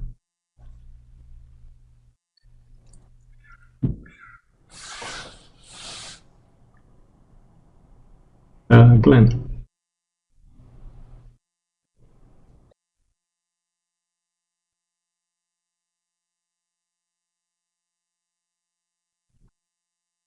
Appreciate the presentation and the discussion today, and I think this is perhaps the most comprehensive look that we've had from the U.S. side, at least in terms of understanding the fishery in Canada, how it operates, sort of the intent behind this provision.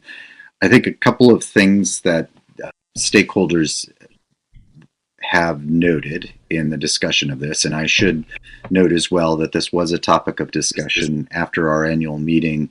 During our North Pacific Fishery Management Council meeting, we discussed a number of charter and recreational fishery issues. This was a topic of discussion that came up during the course of that.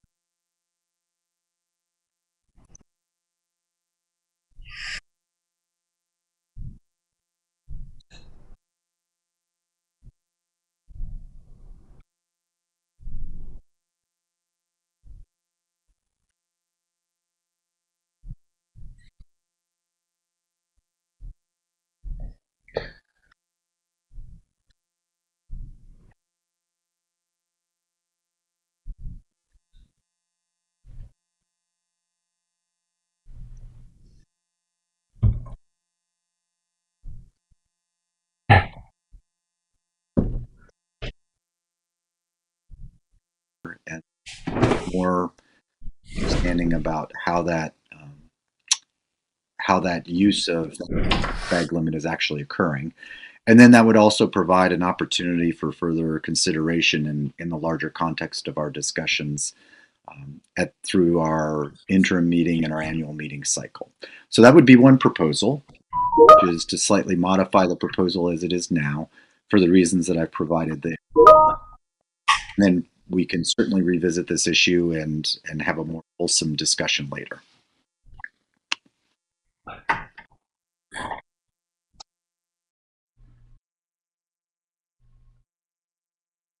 criterion that it sounds like is sort of top of mind, perhaps for some on the US side about marketing advantages. And I mean, I think I understand the concept, but I'm very unconvinced that we want to bring that in as a consideration to the way that we choose within our domestic processes to fish the allocation that we agree to through our commission process. And I worry about where that road leads. So, each year we come to the commission, and there are a variety of recreational fisheries measures that are proposed for fisheries 2C and 3A in particular, which I think pretty much without exception we've viewed as by and large domestic issues that we want to be supportive of in terms of helping cross all the regulatory T's and dot all the I's about setting up those regulatory areas with sensible management schemes for the year to come. The idea of now sort of bringing in the consideration of, well, does that size limit or slot limit or some other measure that's being contemplated in another regulatory area, does that sort of grant some advantage? I just think it's a bit of a swamp, and I would encourage us to think about this through the lens of, we have a defined allocation. I think we've described fairly convincingly about the various measures we have in place that ensure we manage this fishery quite closely to live within its allocation. What tools we apply to arrive at the desired outcome of a sustainable fishery that stays within the allocation that's defined for it as an outcome of our commission processes is the way I'd like to see us consider this, just to avoid the swamp of really kind of bringing this criterion into many other discussions where it could have bearing. Thanks. Thank you, Neil. Richard?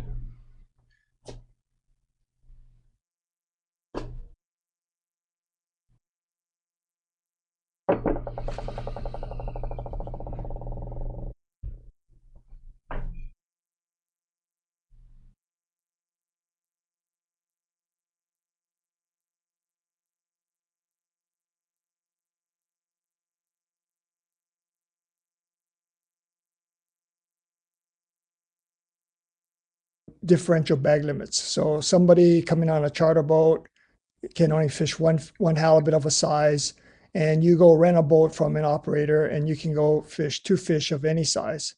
The unguided fishery is really restricted by the bag limit, the maximum bag limit offered by the International Pacific Halibut Commission. So the daily bag limit is 2 halibut. So these unguided anglers can go out and catch 2 halibut of any size. There would be, I would assume, that if Canada had a 3 fish bag limit, unrestricted, that there would be a proposal very next year coming up to the Commission for the United States to align our bag limits with Canada's to have a 3 fish bag limit for the United States. And this would allow these unguided anglers the opportunity to catch 3 fish of any size, unrestricted. And that would provide a marketing disadvantage to, the charter fleet, the guided for-hire sector. I just went to a trade show recently in Sacramento, and I would say there's, the unguided boat operators way outnumbered the guided operators there at the show. So it's a growing business model. And so there is a marketing component, a nuance that could exist for the United States for the charter fleet. And, their allocation gets taken off the top. So both the commercial and the charter fleet is reduced by that harvest. So there are some concerns from at least the charter sector that having a 3 fish bag limit that could be aligned with Canada's would be detrimental. So that is a nuance that I don't know if, again, it's not Canada's problem. It's just a nuance in the way our fishery is being managed. Just like to bring that point up, and that there is some hesitation in having unrestricted 3 fish bag limit. But I completely,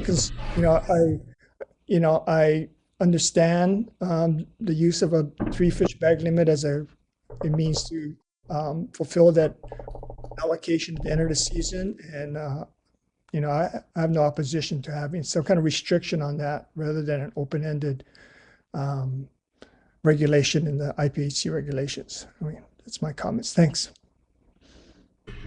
Thank you, Richard. Glenn. Thank you. Guess you were starting to play the walk-off music already.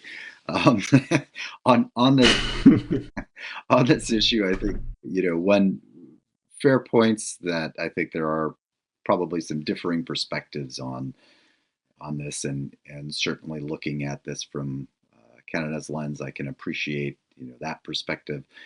To some extent, this is not dissimilar to perhaps the way that we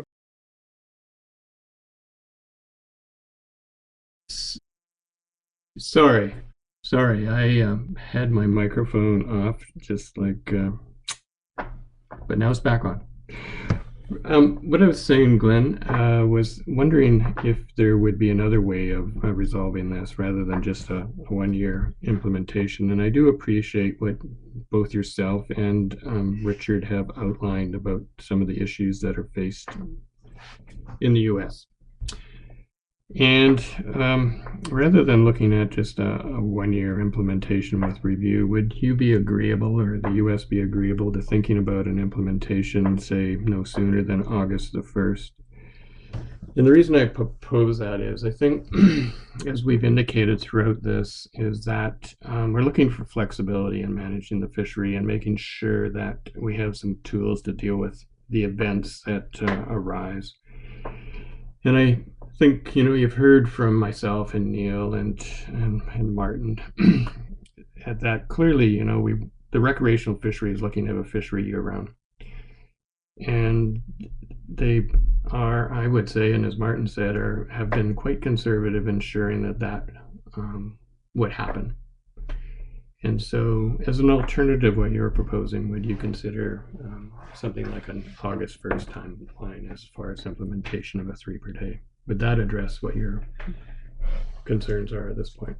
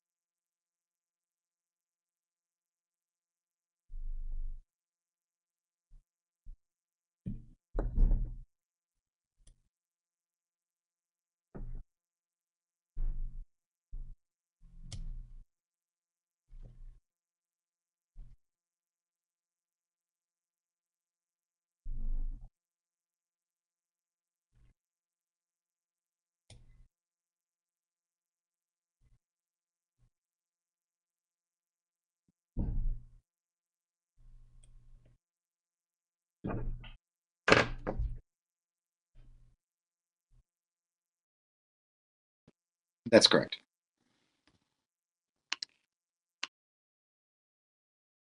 Just briefly on that, I also want to express my appreciation for this information that we have. I think this will be very helpful for us in terms of communicating with members of the public and particularly the recreational fisheries. So I very much appreciate that. I guess one other note would be, since this would be a change to the regulations, I guess we would go through our normal letters to government approval, and there would be some.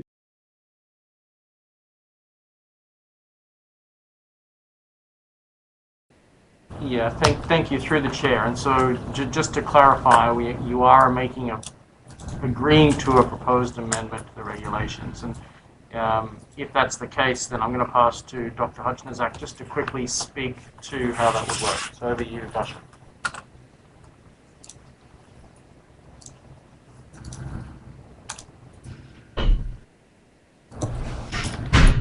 Thank you, Dr. Wilson. Thank you, Chair. Yes, so if I understand it correctly, the change to the regulation would be that the rollover you mentioned would be extended for another year, so the ending date in the amendment would be up to March 31st, 2023. And if that was adopted in this form, the procedure would be that the red line text would be sent to both contracting parties for verification of the proposed change. And if that was accepted, then the new version of the IPHC regulations would be sent again for approval to both contracting parties, meaning to the NOAA Fisheries, Department of State, and the Ministry for Canada. Thank you.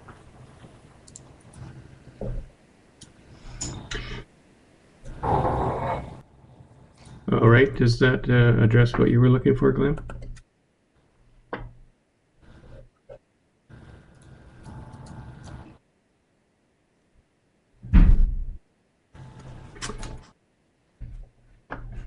Okay, so I think we have an agreement for that. That, yes, as you said, Dr. Octodek, that it would be March 31st, 2023. I believe there are some public comments, and I think, David, it'd be good to have those now. Great, thank you very much. So, Secretary, if you can just bring up that public comment slides, please.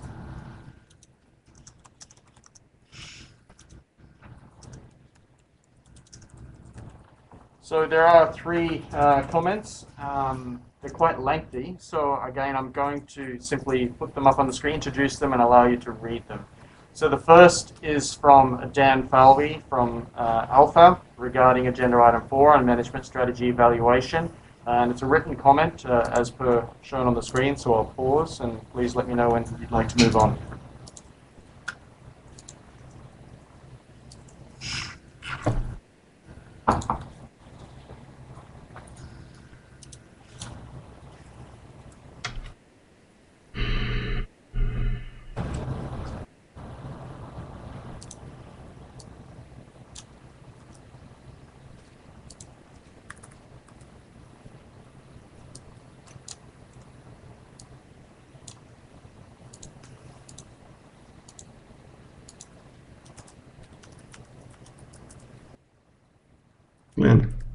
Glenn.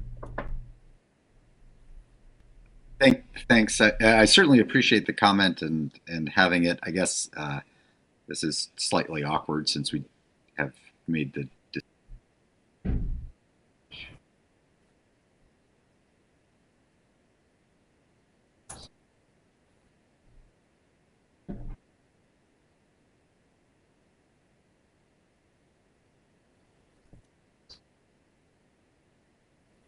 Yeah, thanks for that, Glenn. I would agree with you. I think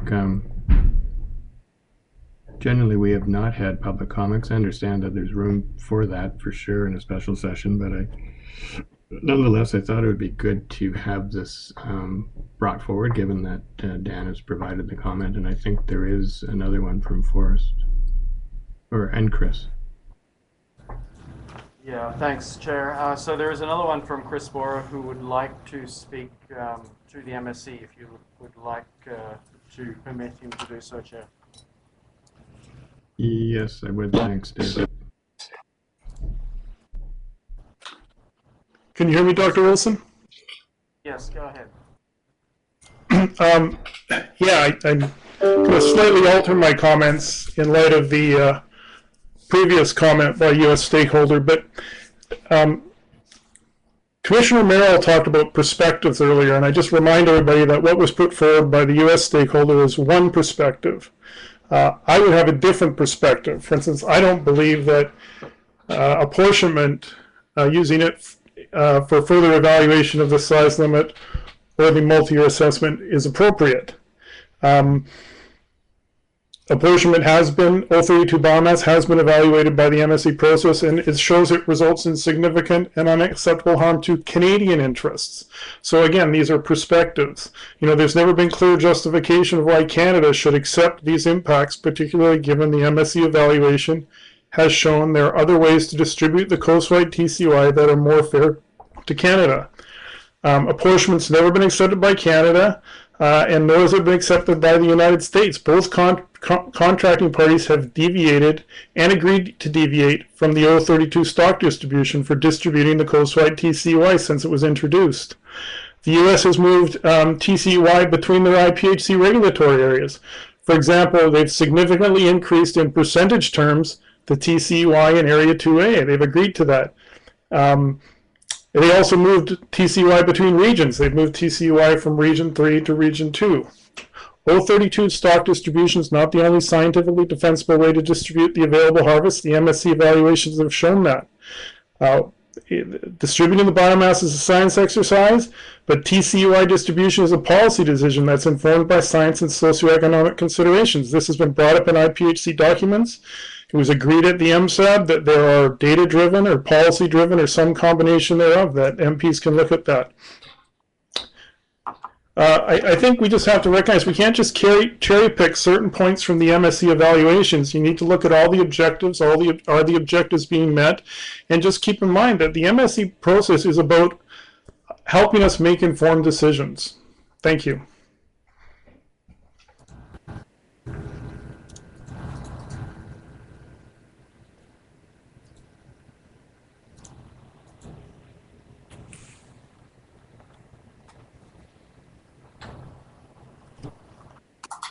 Go to Forrest. Great, thank you very much, Chair. And so the final written comment is from Forrest Braden from the Southeast Alaska Guides Association regarding the fishery regulation proposal, agenda item 5. And again, it's a written comment, so I will simply pause and leave it there. Thanks, Chair.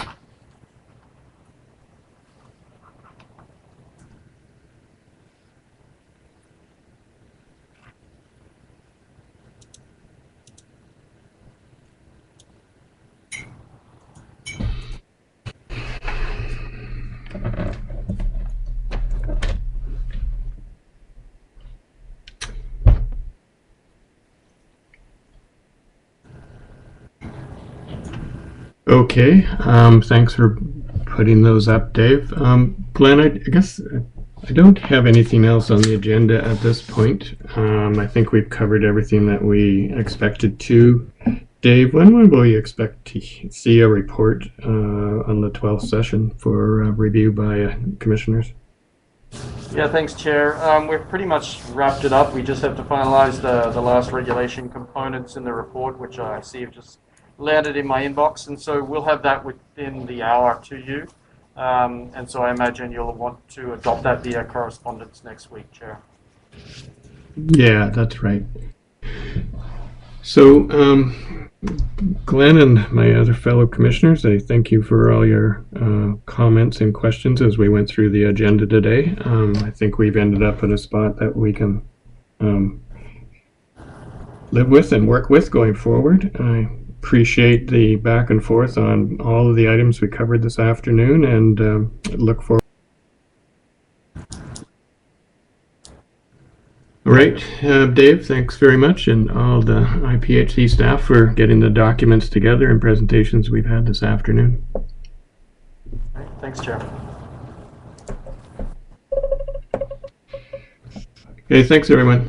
Bye for now.